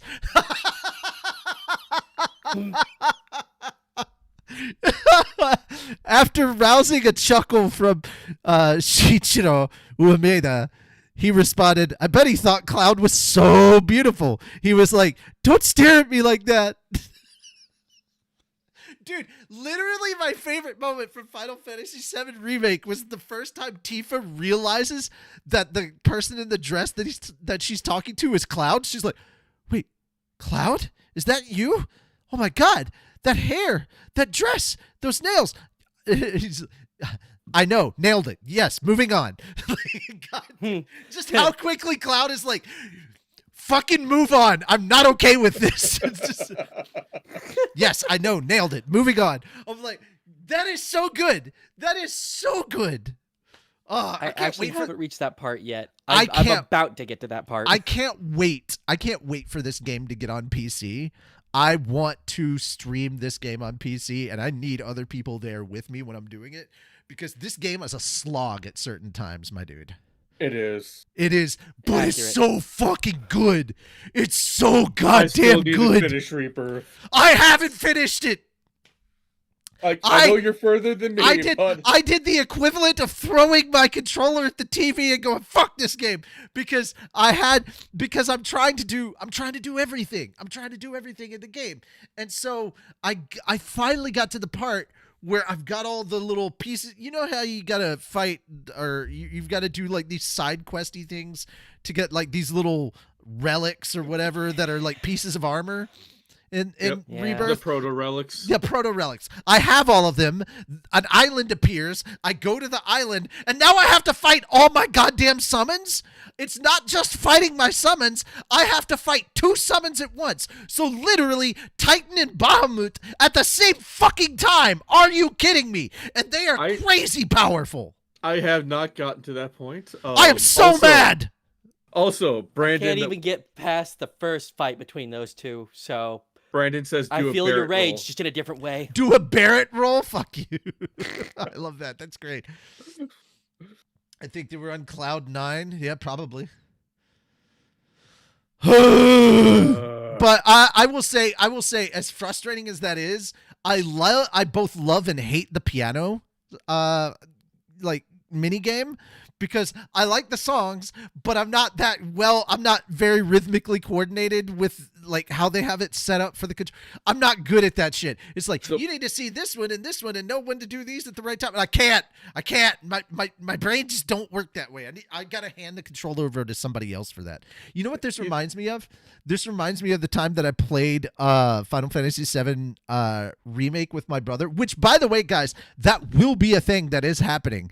I will stream that. If it's going to be on Fat Dog or my channel, once we're done with the Dead Space stuff, we're moving on to other games. So my thoughts right now are we're going to do Titanfall 2. That's the first one up. Mm-hmm. And then I know that I want to revisit 7 Remake because my brother played it with me and he really enjoyed it. We got all the way to chapter 4 with the darts game. That's where it fell off. That's where it ended, the darts game. We were trying that forever, passing the controller back and forth. Oh my goodness. Anyhow, I knew Queen's Blood would suffer from success, much like Gwent did, and it would eventually get its own standalone game. No! All right, anyway, I still have a lot to do in Queen's Blood, too. All right, so... I gave up on Queen's Blood. I could not beat most of the people I came across. Really? Dude, it's way easier than you think. It is. If I can do it, any idiot can, man. But I didn't bother playing it for the first, 3 chapters. You can go back. I could very well go back. Not could, can. That's what I said. Can. I'm saying I could go back if I chose to. Mm-hmm, but I'd rather get these fucking proto relics. Oh, a question involving everybody's favorite mini games caused the cast and crew to talk about Fort Condor, Tifa's piano, and the like. But the conversation eventually veered into, you guessed it, Queen's Blood territory. This raised the same question from the last panel. Can you make Queen's Blood its own game? I've received so many requests for this, Endo said. We are now preparing our better version of Queen's Blood for the next title, so I hope to be able to share more in the near future. Because believe it or not, the funny thing about Queen's Blood, there's an actual dark narrative behind it involving the creator, and I'm so fucking invested in that. That's so interesting to me. All right. Anyway, that being said, Moon, it's your turn to talk gaming news. And Fenris, have you finished Tower of God? Yes. Okay, cool. I haven't watched the video for this yet. I need to. Yeah. I haven't yet, but I'm sure it's going to explain itself though. Legend of Zelda Echoes of Wisdom game previews Bind, Reverse Bond, and locations. Nintendo began streaming on Monday a Traversing Hyrule trailer for The Legend of Zelda Echoes of Wisdom, the first mainline game in the series that stars Zelda as the main playable character as opposed to Link. It's okay, I guess mainline. This is quote unquote Link to the Past, but with Zelda in charge, kind of. It's the Link to the Past world. Yeah, that's the world or map layout. Yeah, kind of. The funny thing is this technically isn't the first game to have Zelda be the main character, but it is, I guess, the first mainline, sort of, because one of the CDIs had Zelda. If you're not counting mods. That too. Yeah. That too. Because the amount of CDI games had Zelda as the main character. Because Breath of the Wild and Tears of the Kingdom have mods, and don't even ask me how you put mods on a Switch game. I don't know. You know, Spider's right. It would be great if Zelda was indeed a girl. I think Brandon's comment was better. Wow, you mean we're finally gonna play as the character everyone thought the player was named as? Oh. Hey guys, you ever play Legend of Zelda? Yeah, he's my favorite character. I love that green tunic he wears. Someone in the back, his name is Link! Every time I talk to somebody and I'm talking about Zelda and they're like, oh yeah, Zelda, the main character. Well, excuse me, princess. Me, princess. I'm just telling you right now, because there is a live action Zelda being planned. I want Link to talk, and I want that to be one of the things he says. Please. Even And if that's the Matthew only line Mercer he has has, to it needs to fucking be play in there. Ganondorf. It pisses Yes. me off so Yes, yes, goddamn yes, much. yes. It pisses me off to no end how many people are like, Link doesn't talk. And I'm like, yes, he does. Yes, he does. Also, Spider's right. His name is Hia. No. No, that's just how he introduces himself to people. Hiya! I'm Link. It's just like what was it? Balls Deep 69 in Sword Art Online Abridged. My name is Who's Klein. Klein? No, it's not. Boss, who's Klein? He absolutely has a hatred for pottery.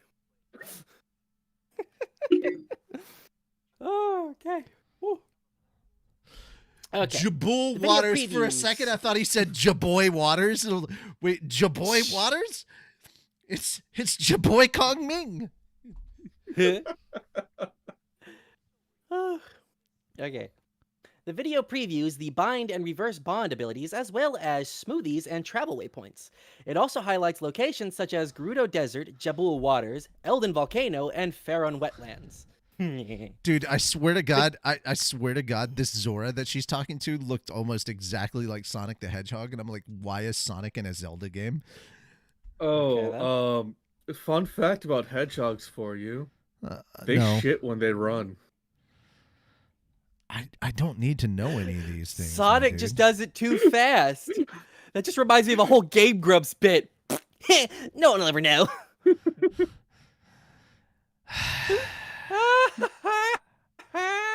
This is why, ladies and gentlemen, this is why for my emotional support animal, I am getting a chinchilla because weirdos like these guys. Also, no one's ever pulled a chinchilla from their pocket and never been and not been happy. That's true. I don't know. When you have the infinite chinchilla glitch, it does become an issue. I just hand chinchillas out to everybody, and suddenly there's world peace. I guess. You know. Yeah, fair enough. Okay. The game will launch for Nintendo Switch on September 26th. The story follows Princess Zelda, who meets the fairy Tri after rifts have taken over Hyrule, and the hero Link. Tri gives Zelda the Tri Rod, which allows her to create imitations of items called echoes. For instance, she can create echoes of a table at any time to give herself a platform to climb. I forgot. Zelda can also create echoes of monsters. I forgot how this whole thing starts. It's literally the end of it's either Link to the Past or Link's Awakening. or Link's No. This isn't Link's Awakening. Different. This is Link to the Past because Ganon wasn't part of Link's Awakening.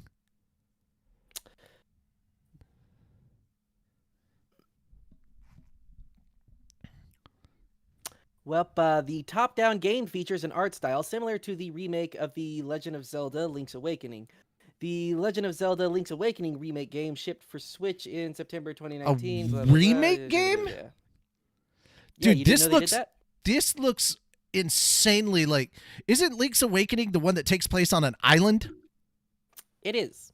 Yeah, this is actual Hyrule. This is somebody Yeah. messed up in there. This is Yeah, that's what it's looking like. Yeah, somebody messed up. No, Well- this is Link to the Past, not Link's Awakening, because literally the beginning of this game is the end of Link to the Past, or the one where you could jump into the wall, because that was basically Link to the Past, but with like So turn it's yourself the into a art little style. It's the art style of the remake of Link's Awakening, but Yeah. it is the end of either Link to the Past or Link Between Worlds. Link Between Worlds. That was the one. But like it looks like Link to the Past because it was that Ganon fight. And Link's Awakening takes place on an island and has no Ganon whatsoever. Yeah, but Link Between Worlds also has Ganon. Yeah, Sort of. but I've not really gone through the entirety of Link Between Worlds. It's fun. I play. Yeah. To me, I was like, oh, so Link to the Past, but I can like jump into walls. That's kind of where we're at, and Fair. I was proven right. I've for never the most played part. Link to the Past aside from, Ocarina of Time, which Ocarina of Time is not Link to the Past. no, Link to that's the more Past- like Link to the Future. Link to the Past is the main title Zelda game that came out before Ocarina. Yeah. And it is fucking amazing. It came out on SNES. And it was Fair I enough. have spent years on that game. And that is literally my childhood. Like Ocarina of Time was kind of my early adolescence. My actual freaking childhood was Link to the Past. It was Fair enough. so good. So anyhow, yeah, I want to play those games for the Switch. I need to get them. If they're available on the Switch, I'll play them. I'd love to play. No, I have Super Nintendo games on Switch. Damn it. I never play my Switch anymore. I also need to finish Tears of the Kingdom. Like, I know how it ends and everything. I just haven't beaten it myself. But I know Fair. that as soon as I do that, y'all won't hear from me for days. Actually, I haven't beaten it either now that I think about it. Yeah. I need to get my Switch back from my friend. The last time I played Jesus my Christ. Switch, I ran the battery out because I took it off the charger and I was just playing Suika game. Well, I lent my Switch to my buddy because Mhm. he was trying to get his fiance into gaming, and this was around the time Tears of the Kingdom came out. And he knows that she liked watching the Legend of Zelda games when she was growing up, so he was trying to convince her to start playing them. Dude, no. It's been like 2 years since I've last seen my Switch.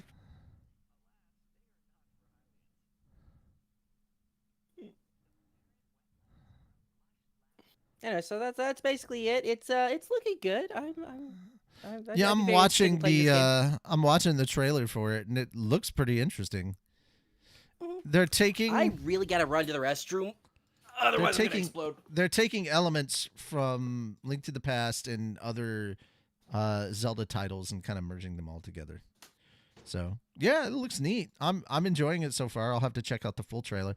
That's our gaming block though. So we're now gonna move on to the anime block finally.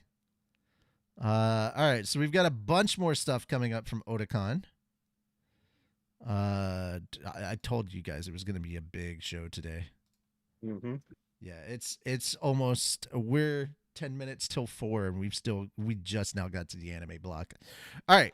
K-pop panel reveals market's worst tendencies. I just thought this was interesting, so I wanted to put that in there. Love it or hate it, K-pop has struck a major chord with millions of fans around the globe. When introduced to a new region, the genre faces challenges specific to those bespoke markets. Plumtree Song CEO Jong Hoon Chai took to Otakon's stage to specifically shine a light on the differences between the Korean and American music markets. Intimately familiar with the music industry on a global scale, the 16-year Korean market veteran looked to share his unique perspective on those contrasting markets. But instead of providing a high-level overview that enthusiasts and business-minded individuals could understand, the CEO spoke as though he were speaking at an insider business conference instead of a fan event. While some audience members seemed to be well informed of the terms Chai had deployed, most terms flew right over my head due to their hyper-specificity. A former employee of Universal Music Group, Chai left the company 8 years ago seeking to capitalize on the initial global explosion of K-pop enthusiasm and the return on investment that came with it. The music industry is generally reviled for its anti-artist practices, but I felt a pit form in my stomach as Chai dug deeper into the nuts and bolts of the Korean market's domestic business dealings. He painted the picture of an industry that has supercharged music's worst tendencies toward artists, a distinct lack of artistic freedom, flexible revenue deals, and any control over one's image whatsoever. World famous artists have more say over their destiny, but based on Chai's observation, BTS might be the only Korean act who carries any sway with their labels, and that's a big might. At first, I couldn't discern whether Chai had attempted to productively highlight his industry's faults as he spoke. However, it gradually sounded as if he were posturing to imply that the K-pop machine was superior to the music world at large, especially when he confidently said, "Whatever works in Korea works worldwide." While that comment may carry a decent amount of truth at this point, I don't believe that to be a 100% sure thing with any sort of media. This degree of confidence from Chai makes sense, especially when one considers that he's the CEO of his label and directly benefits from the system as it currently stands. But as he continued, some of the industry veterans' words and actions quickly brought the intentions behind this talk into question for me. While speaking on specific details regarding the handling of artists between oceans, Chai shared an integral UMG document with his audience concerning that he's been away from the company for nearly a decade. I wondered if he had permission to share this document with the public. That suspicion was highly compounded by the numerous mentions of no recording allowed across many versions of this year's convention schedule. I wanted to keep giving Chai the benefit of the doubt, but his repeated derision of Blackpink producer Teddy Lee added to my apprehension. While Lee was gone While Lee has gone through his fair share of controversy, two of Che's comments created cause for concern in my eyes. A comment in which he said that Lee acts Blackpink and 2NE pronounced 21. Okay. Sound the same. Wow. So the two groups sound the same. And allegations that Lee takes a huge cut from the revenue of his artist.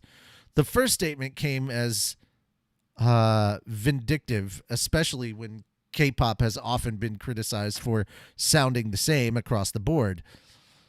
With the second statement, Chai brought a serious issue to light. Suits at the top can often strip a successful artist of their hard-earned compensation, but again, Chai's approach to conversation made his intentions questionable, especially when he continued to say, "I can't name names," while levying criticism all across the K-pop machine. He was trying to actually critique these issues. Was he trying to actually critique these issues or benefit from playing the industry's game? The specific combination of not naming names, the repeated criticism of Lee, and his "that's just how it is" approach to addressing the industry's problems could read as overly cautious at best and deeply conceited at worst. It didn't help that Chai's highly specific industry terminology may have muddled the waters even further in the process. When all was said and done, I walked away weary of puppeteers pulling K-pop strings, regardless of any good intentions that might have entered the mix. Okay. My bad, guys. This seemed more like an opinion piece, and I thought this was something more, and it turns out it wasn't. But it does give interesting insights, and I'm curious to know what other people who were there that actually could understand some of the jargon might have thought by this. Did it come off kind of the same way? But then again, the J-pop machine, the K-pop machine, I don't inherently like that whole system, idol culture, all of that. Like, I'm not a big fan of the machine. I also don't like a lot of the machinery type stuff going on here in the U.S. Manufactured pop is not my brand of music. I mean, if I hear something and I like it, then I like it. But that doesn't mean that I'm on board with the way that greedy people take advantage of artists. Alrighty. Here's one that Fenris and I will be very excited for. Actually, Moon, I think you would be too, because haven't you watched this series entirely now? Have you not? No, we got him in 86. 86. Okay, we need to get him into Kaiju number 8 next. Yes, we do. Yeah, okay. Yeah, we sound like the twins in the Matrix. We need to get him into Kaiju number 8 next. Yes, we do. All right. Kaiju number 8's second season debuts in 2025, and the first season is getting a compilation film with new original episode. The official website for the... You know what? Fenris, I'm just going to let you have this one. Sorry, there was a follow-up article on ANN to one of the stories that we're going to be covering soon. Okay, what's the follow-up article? About the leaks. Okay. Yeah, send me that. We'll look over that too. Getting that sent for what's that? Yeah, literally, it was posted 2 days ago. 2 days or 3 days after the first article that we posted in the anime news channel. Give me a moment here while I get the Kaiju number 8 pulled up. Is this why I just open all of them? Normally I do too, but I have a lot going on right now. Getting emails from fucking course instructors. Yes, here we go. The official website for the television anime of Kaiju number 8 revealed on Monday that the anime's second season will debut in 2025. The website also revealed that a new original episode, Oshina's Day Off, and a compilation of the first season is in production. The original anime episode and the compilation film will screen together in theaters in Japan in 2025. The staff made the announcement on August 5th as the pronunciation of number 8 in Kaiju number 8 is Hachi Go, with Hachi meaning 8 and Go without the long O means 5 in Japanese. Koki Uchiyama will join the cast as General Harumi in the second season. Crunchyroll will stream the new season. And just backstory on Kaiju number 8 from there. Say, Moon doesn't even have to watch the entire season. He just has to wait for the compilation film. No, he needs to watch the season. It's so good. It's too good to not watch the season.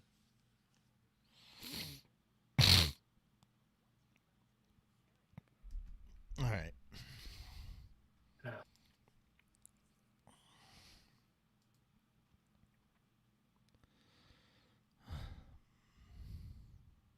And I am going through the next articles. Try to figure out if I should just read just the follow-up because it covers 90% of the original.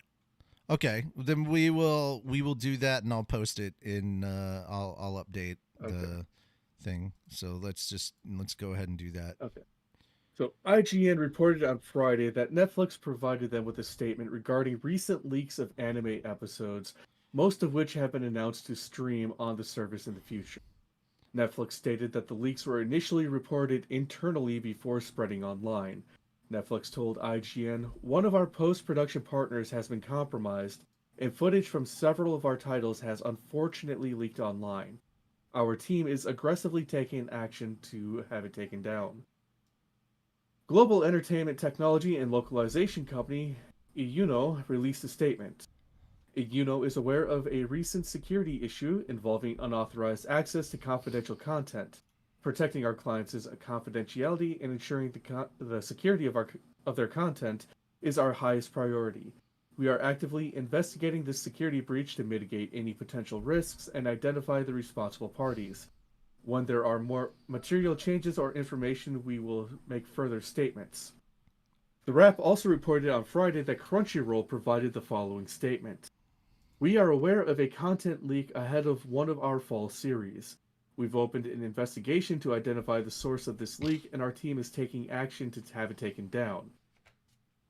According to IGN, other Netflix shows and films, including the second season of animated action series Arcane, Heartstopper Season 3, Gentry Chow vs. the Underworld, Plankton the Movie, and Spellbound have also leaked. ANN has reached out to several companies affected, including Netflix, Crunchyroll, Viz Media, and G Kids for comments. Initially, episodes of the new anime, Ranma 1/2, Don to Don, as well as Mononoke Karakasa, were leaked to the public. The originally leaked material included what was episodes 1, 3, and 4 of Ranma 1/2, which has now been Ranma 1/2, which has been updated to a total of 12 episodes. Mm-hmm.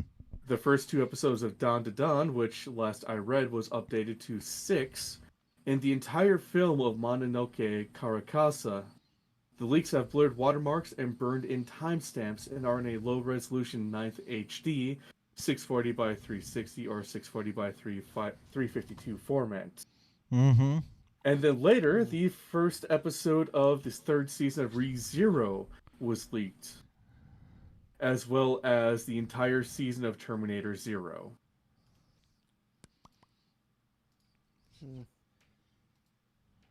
Back to this. Nope, that was not the right one. It's that one. There's so many different articles on this that we have on this.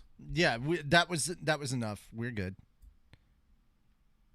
Yeah, we don't have to go back and forth through any of this. Yeah, it goes without saying, though, that this is definitely one of the biggest leaks in anime history. Mm-hmm. And it is just... Honestly, this could potentially close down one of the post-production companies. Mm-hmm. Mm-hmm.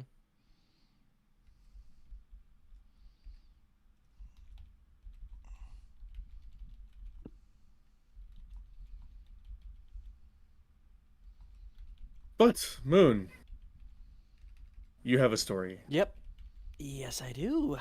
Okay, this is kind of a short one, but over at Anime New York City 2024, they're going to be having a Mashal Magic and Muscles special event, and they're going to have Alex Lee, who is the English voice of Mashal, Mash.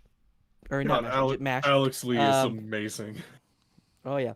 And I want to see the English. I need to rewatch it in English just because I'm interested to see how that goes. But they're also going to have the director, composers, and producers there. Well,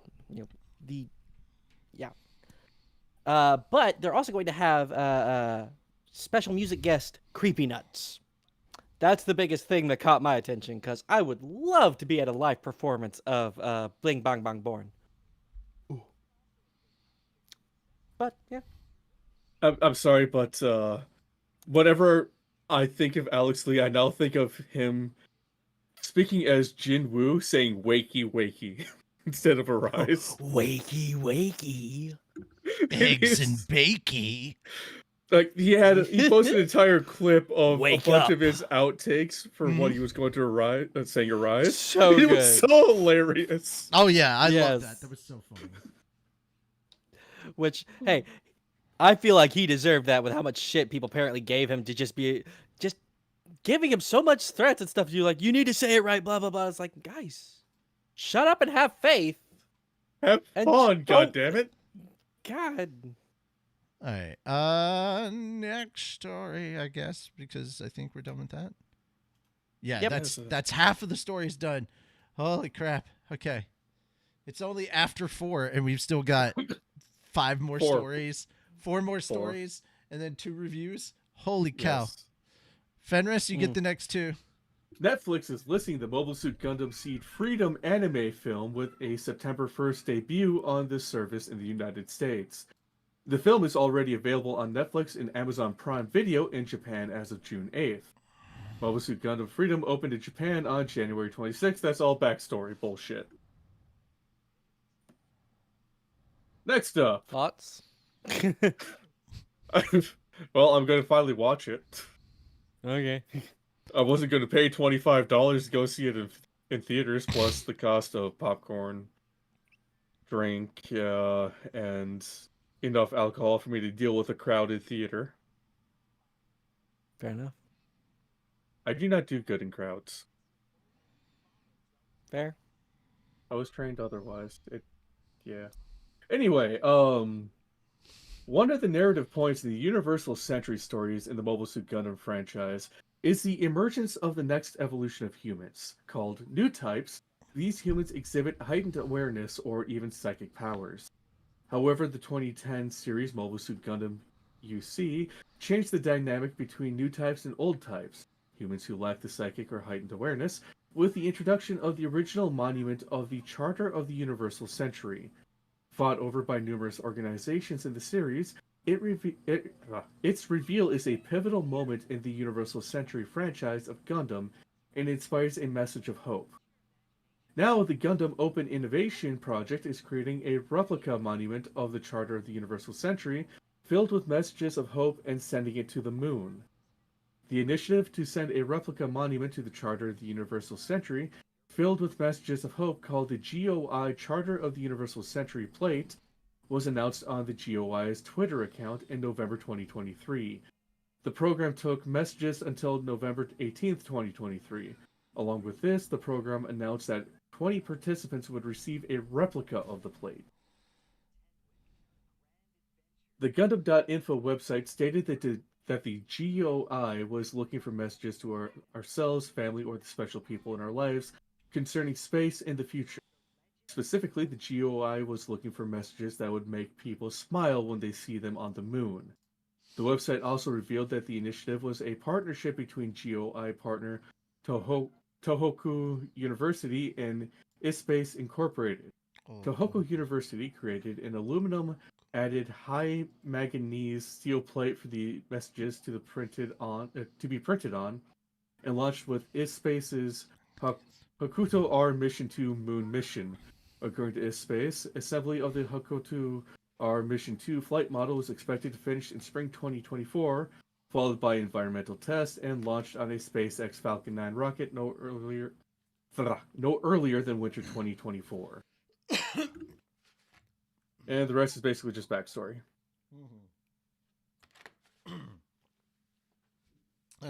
I figured you'd be kind of excited about that.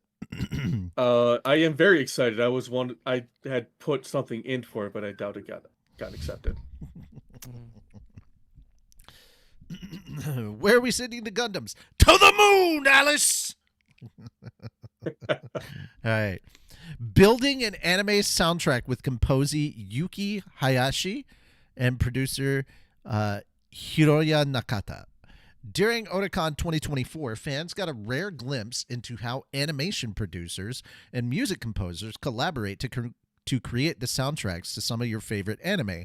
Producer Hiroya Nakata and composer Yuki Hayashi, both guests at the convention, are frequent collaborators. Most notably, they have worked together on My Hero Academia and the upcoming Blue Miburo, scheduled to come out this October. Hayashi, while having composed music for a number of fan favorites such as Gundam Build Divers, Death Parade, Run with the Wind, and of course My Hero Academia, the way he started his music career was pretty uncommon. Growing up as a competitor in rhythmic gymnastics, he'd carefully spend time working with soundtracks for his performances, which led to his interest in music. He amusingly recounted that when he started learning to play instruments, he took piano lessons alongside children. His background in gymnastics gives him a unique perspective in sound, one that anime producers like Nakata recognize and are excited to work on. Because TV anime can run on a tight schedule, music has to be made well before the animation is fully completed. Composers will meet with anime producers and directors to get notes on themes and feelings they want for the show, and start composing many different pieces to send to the music director for consideration. When we deliver music pieces for TV anime, Hayashi explained to the packed Otakon crowd, we build them in steps. We don't deliver a completed mix. We deliver various tracks with the various instruments, vocals, guitars, drums, and whatnot. And because it's all separated out, the music director can match that theme to the mood or situation. So if it's a quiet scene, they can remove the drums and guitars, and as a character bursts through the door, they can bring all those instruments back on the same piece of music to match the feeling of the scene. However, the composition changes when making a movie. If I'm scoring something with a bigger scale movie, I will definitely compose the music matching from the early stages of the line drawings to score to the picture, giving them a more completed piece. While producers and directors notes and requests are obviously what composers base the bulk of their music on for these soundtracks, sometimes that doesn't stop them from following their hearts. For example, Hayashi recalled, "I was requested to do the main theme for Deku in My Hero Academia, and the music director said, okay, we want it to be powerful and strong. Start with fanfare, move into action, a really strong sounding theme. As a composer, sometimes I tend to ignore what's asked of me. I chose to go with a quieter intro and then build it up to a more heroic, powerful piece of music because I felt that matched Deku's I'm not sure I can be a hero, and eventually finding his place moving forward." He laughs. "So the theme that I composed, ignoring all the instructions I was given, I felt fit the show in character." You know what that song was? You Say Run. Literally one of the most memed anime songs ever.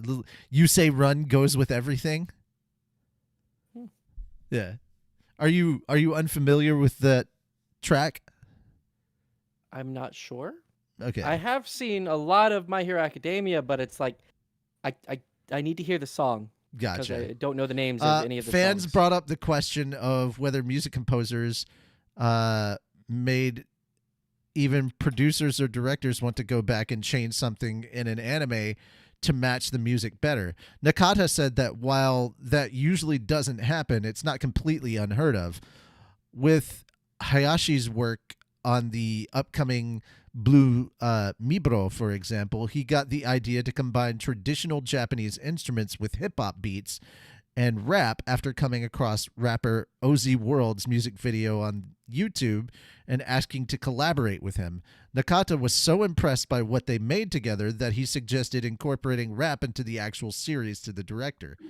As a composer, Hayashi said, you want to make the show better, and what I aim for is to create a piece of music that expresses those emotions, feelings, and thoughts of a situation, and to be able to enjoy just as a piece of music. When you watch the animation with that music, it adds a plus alpha. It adds a plus alpha and makes it something more enjoyable. I think you meant to say plus ultra, my guy. All right. Probably. When a fan asked what kind of anime they'd love to do if they had the chance to do whatever they wanted, Nakata mused that he'd love to produce an anime focused on just music. Hayashi suggested maybe coming up with a shonen series about a young rhythmic gymnast who dreams of becoming a composer for anime someday. Until then, they hope fans will look forward to seeing the upcoming new My Hero Academia Your Next Film and Blue Mibro. Alrighty. I knew I was going to be the one to read this next one because, yeah, I am aware that I am the isekai guy here at Fat Dog. Passion Defies Genre, a spirited talkback with the creatives of The Wrong Way to Use Healing Magic, which is, yes, an isekai, and is actually unique in the fact that, like, literally it does exactly what it says in the title. They're using healing magic, but not the way you would expect. It's actually pretty interesting. See, that's not what my first thought was. I know, Okay. because you always go sexual. Shut up. No, I was thinking of a completely different series that would also fit under the description of The Wrong Way to Use Healing Magic. Don't even say that name. Nope. That's why I didn't. Yeah, good. All right. Only an hour before the announcement that The Wrong Way to Use Healing Magic anime series will be receiving a second season, yes, some of its key creatives sat down to speak about the production of the first two Otakon Talkback series. Talking to the stage like Michael Jordan and the Chicago Bulls were original author Kurokata, producer Nohiro Kurosawa, director Takehide Ogata, and Kentaro Ito, the voice of the muscle-bound Baldy Tong. Some may see isekai and fantasy series as a dime a dozen, but the passion this quartet spoke with made it clear that healing magic is one of a kind. A decade ago, Kurata published the original light novels on the web novel site Shosetsuka ni Naro. In fact, healing magic was one of the very first titles to be featured on Naro. Kurosawa mentioned that talks to adapt the series have been ongoing ever since then, but when those conversations came his way, the producer noticed that the title catered to a younger audience as opposed to its contemporaries. It was then he'd set the goal for himself to produce a youth adventure story that would appeal to audiences around the world. As for Kurokata himself, he found himself so emotional to learn that his creation had made the jump to anime after so long, especially choked up to see Usato, the series hero, in motion. Based in Saitama, Ogata and the small team of greenhorns at Studio Ad were responsible for the motion that moved the series creator. The director said that his team consisted mostly of folks in their early 20s or 30s who were new to the industry and with many working in key positions for the first time. Naturally, this led to a few roadblocks along the way. Specifically, Ogata mentioned how the studio and character designer, is that Keiji? Yeah. Keiji Tanabe struggled to nail down the right look at first, but eventually locked down a style with the assistance of the series' original illustrators. According to the director, the team had hit their stride by episode 12 or 13. Looking at his staff as a whole, Ogata said he was dedicated to providing a solid foundation upon which these new creators could build their further careers. From the smile on his face and the excitement in his voice, one could tell that he was ecstatic to be nurturing this new generation of creatives.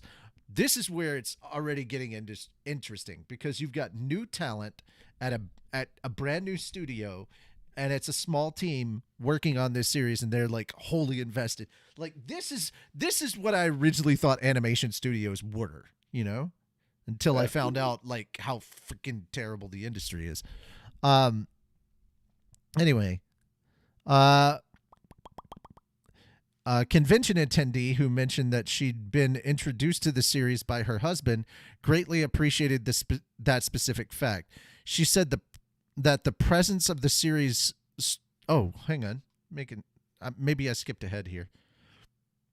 According to the director, hit their stride by 13. Okay. The director additionally pointed out that per the production committee's intentions, they took painstaking care to ensure they avoided the over-the-top fan service and bloodshed of Healing Magic's contemporaries. Okay. A convention attendee who mentioned that she'd been introduced to the series by her husband greatly appreciated that specific fact. She said the presence of the series' strong women and the fact that they weren't being ogled constantly was a breath of fresh air compared to the etchiness surrounding women in most isekai titles. Another fan piped up soon after, asking Kurokata if he'd had any oversight over the English localization of his light novels. While the question was solid, I wondered if any anti-localization sentiment tinged it. The author replied with a simple response, "I give no specific instructions, I just leave it to the translators." The tone of his reply seemed to carry hints of a desire to leave these duties up to the professionals. The overall response from the audience brimmed with love and appreciation for Healing Magic and those responsible for creating the new favorite thing Many excited fans asked, "Are you considering making a season 2?"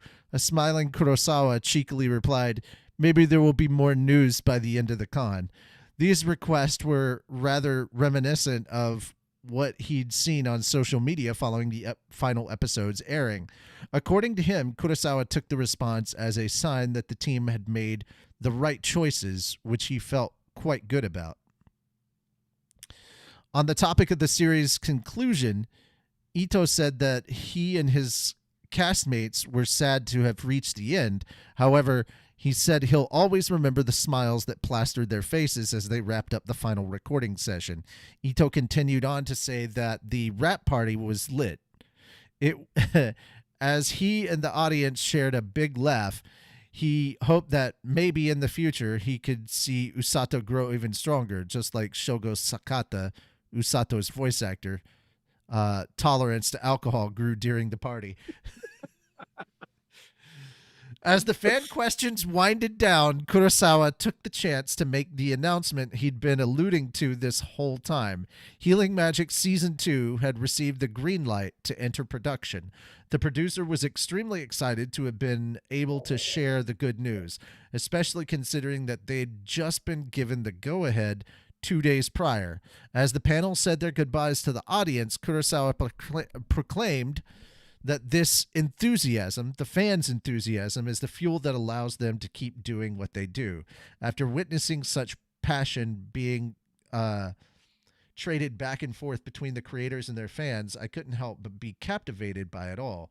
Even isekai and fantasy stories even if isekai and fantasy stories aren't exactly your bag of cats. Okay. That's an expression I've not heard. Listening to someone speak about their passions and work so wholeheartedly is something that will never cease to endear me to them. All right. I just thought that was a really nice story to kind of end all of our stuff on. I'm very happy it's getting a second season. I am too. It's such a good show. It is. It's got such an interesting concept to it. So if you're a fan of isekai, or if you're just like, I watch isekai from time to time, check out this series, The Wrong Way to Use Healing Magic. It's very good. All right. Ladies and gentlemen, we have now reached that portion of the show where I must put a spoiler tag up for when we start talking. So if you have not seen this week's episode of Oshi No Ko or Tower of God, remember, guys, Slime was on break, and I think the reason Slime is on break is because Olympics supersedes anime, and I think it's possible that the Olympics may be the reason it was delayed. I don't actually think it was a studio thing this time, but it could have been. I don't know. I'm only guessing here, but I know that there were other anime series that got delayed this week because of the Olympics. And yeah, totally understand that. It is what it is. We'll be back next week for Slime stuff.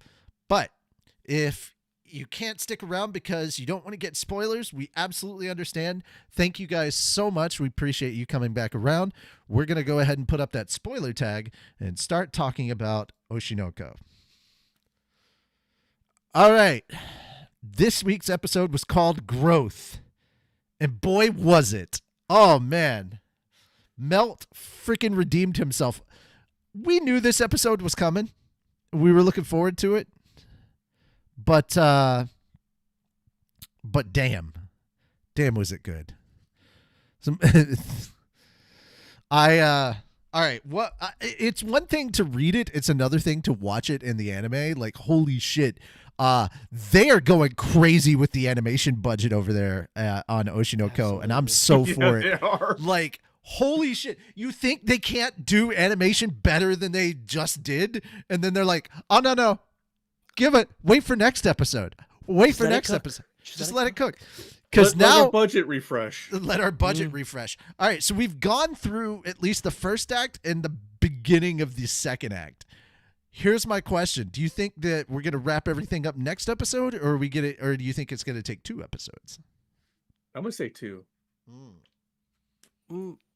I'd say we'll probably end up finishing at least the play stuff, the production of it, and then the episode after that's going to be where they actually come out of it and talk about it. Well, keep in mind some of the stuff that's been teased in the OP as well.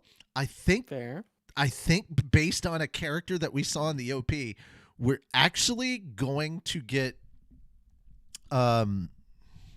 we may get Dark Star Ruby.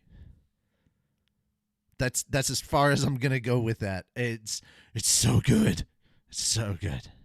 Not Aqua, Ruby. Like, it's gonna be so interesting how things kind of change. Mm-hmm. That being said, let's start with what was your favorite part of this episode, and then we'll just talk a little bit about the episode as a whole, and then we'll give our ratings. So, I wouldn't be surprised if we all had the same favorite part. Moon, what was your favorite part of this episode? When Melt was getting that moment, finding that moment where he could actually start to stand out and actually act for once in his life. Gotcha. And it showed that whole amazing sequence that was just first a completely different style change, and then it just delved into like other shit, which I thought it was interesting that he was chasing after a star, which good was really symbolism. cool because it makes it makes me think of the star that's in Ruby, Aqua, and their mother's eye. Yeah, eye. Yeah, eye. Eyes. Yeah, in their eyes. Yeah. And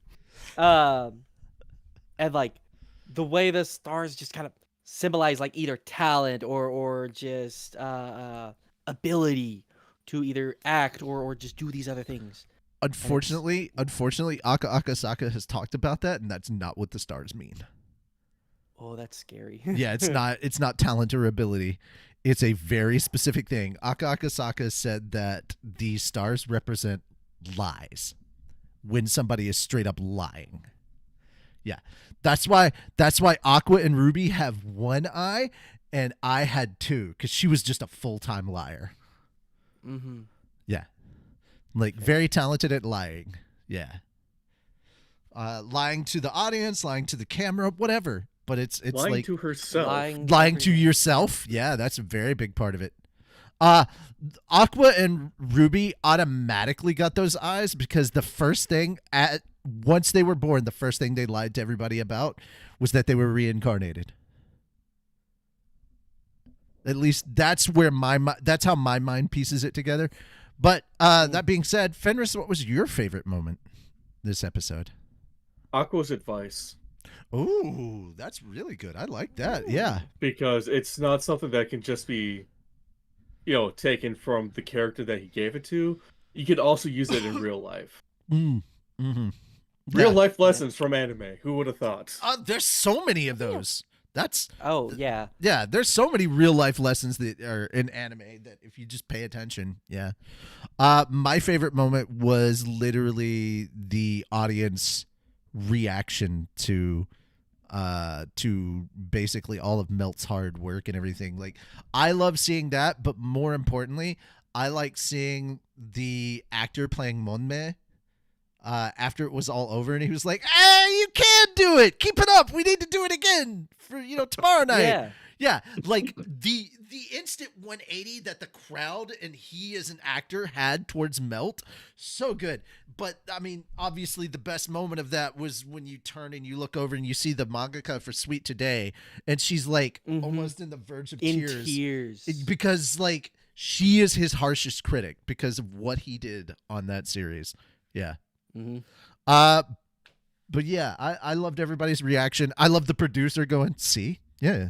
Everybody else is just like, "Oh my God." He's just like, "Told you I could pick him." It's like, I knew it would happen. It's like, I just saw it. Also, just the moment that the original, the creator of Tokyo Blade had, when he did the whole sword flip and everything, she's just sitting there like, "Holy shit, someone can do it. I didn't think that could happen." Yeah, I thought that was really cool too. The whole when I wrote that in the manga, when I drew that, I didn't think it was physically. That doesn't seem physically possible. Like, that's exactly what Jimmy kept screaming. But It doesn't seem physically possible. Hurt. Heger Kurgurk. But yeah, it just seemed like such a cool reaction from the entire audience, from everybody in the audience, and how he turned everybody to his side. It was awesome. But yeah, this was a big moment that we knew was coming, and I can't wait for us to get to that point.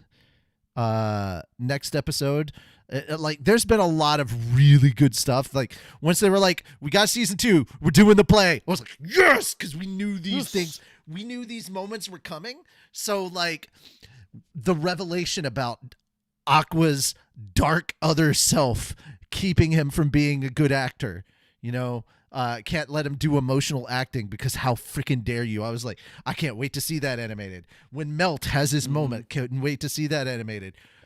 Oh yeah. Now we're going to see Aqua clashing kind of with himself to try and play this role, and I can't wait to see that. But that being said, on a scale of 1 to 5 stars, see what I did there, what would you rate this episode of Oshi No Ko? 5 stars? Okay. I have to stop myself from making a very, very horrible joke. You can't give it Joe star. You cannot. No. I give it 5 stabs. Yep. Yeah. You're going to the special part of hell that even I'm not invited to, and I'm so happy for you. I have a castle down there. I'm waiting. Oh, no. Okay. That got destroyed a long time ago. It's hell. You don't get a castle. Oh, we engineers do. No, you don't.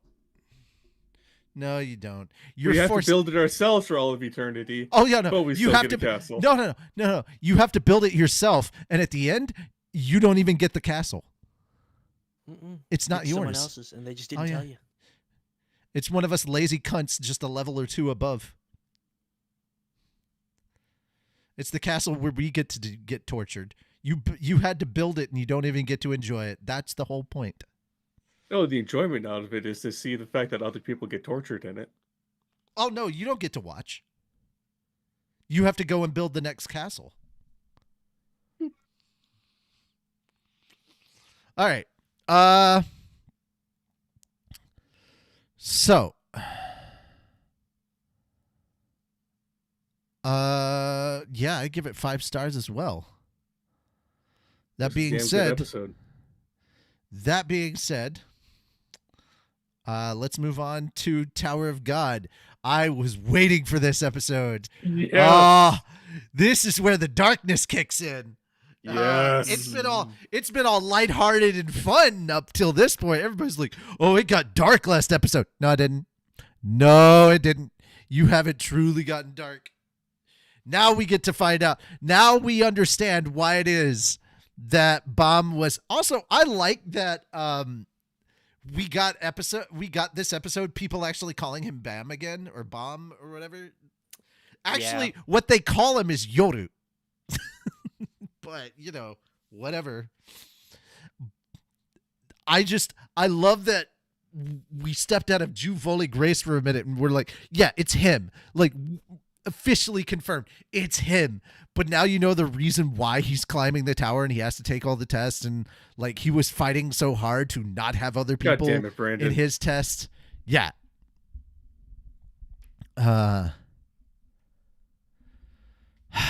Anyhow, you didn't meet Kaminari from My Hero Academia in there. No, you didn't. If you're referring to the electricity stuff, then no. If anything, you met Killua from Hunter x Hunter. No, okay. Killua from Hunter x Hunter. Dude, that kid with the electricity, that's absolutely Killua. Anyway, but yeah, we met one of his teachers, and then the fucker that ran the tests in the first season, saw him again. What a jackass that fucking guy is. Mm-hmm. And yeah, I based on future knowledge, I was really happy to see certain characters show up. They didn't. Yeah. They said his name, Karaka. They said his name. He showed up, and I'm so excited for next episode because we're finally having the confrontation. It's been teased in the opening. Mazzino versus Bomb. I'm not calling him Juvoli Grace. It's Bomb. It's Bomb. It's Bomb. Yeah, it's Bomb. So I'm so looking forward to it. 25th of his name. 25th of his name. Yeah. I mean, his actual name is the 25th bomb. As you start learning a bit of his history, like the actual history of Bomb, you don't find out who his parents are, but you're slowly starting to uncover like little mysterious details about like his lineage. There's nothing concretely confirmed, but there's like little hints about things, and it's like, who was your mom? Because your mom like had to be somebody important for you to be that fucking powerful. And all we know is that because he was all by himself, most likely his parents came from the tower. He's crazy strong. It's like Shaggy at this moment. We haven't even seen 1% of his power. It's so funny. They're like, we can't do this. We can't do this. We can't. But now we've got the dark stuff. They're like, let's just give up on this test. We can do it again. No, if he doesn't pass the test, they will kill one of his friends. That's messed up. That's so dark. And I love that we finally got there. Yeah, I'll be honest. There's a lot of stuff in this season that I did not fully remember because it's been so long. And yeah, it's just great. I'm loving it. Oh, by the way, my brother started reading Tower of God. Nice. But he's only reading it physically. And I'm like, dude. And I pulled up my phone, pulled it up on Webtoons. He goes, no, I like to have the feel of the book. And I'm like, that's nice, but you still need to read it this way. And he goes, I don't want to read a phone adaptation. No, it's not a phone adaptation. This is how it was originally made. You're actually reading the adaptation. It was never made for print. It was made for cell phone. Mm-hmm. That's what, and I'm like, dude. And then I started scrolling. I was scrolling down to get to the bottom. And he's like, why is it taking so long? And I'm like, bruh, I'm only in season 2. Like season 3 is like what? 300 something episodes? 300 some odd episodes. Yeah, 300 some odd episodes. Season Webtoon, 3 is now over 170 easily. Webtoon calls a chapter an episode. Just to clarify, and they break it down into seasons. So basically, what everybody watched in season 1 of the anime, that's technically season 1 of the manhwa, which is a prologue. And then season 2 is where everything like rightly kicked off. If they did season 2 of the manhwa properly as one whole season, it would take us over a year to get through the content. I would say more like 2 or 3. Season 2 is giant. 300 plus chapters. To be fair, we've flown through chapters at this point. The anime has flown through chapters of the manhwa. I mean, that's fair because they can cut out a bunch of filler stuff. Well, also, there's so much going on, my guy. So much. Oh yeah. Now, same thing, Moon. I'll start with you. What was your favorite moment from this episode of Tower of God?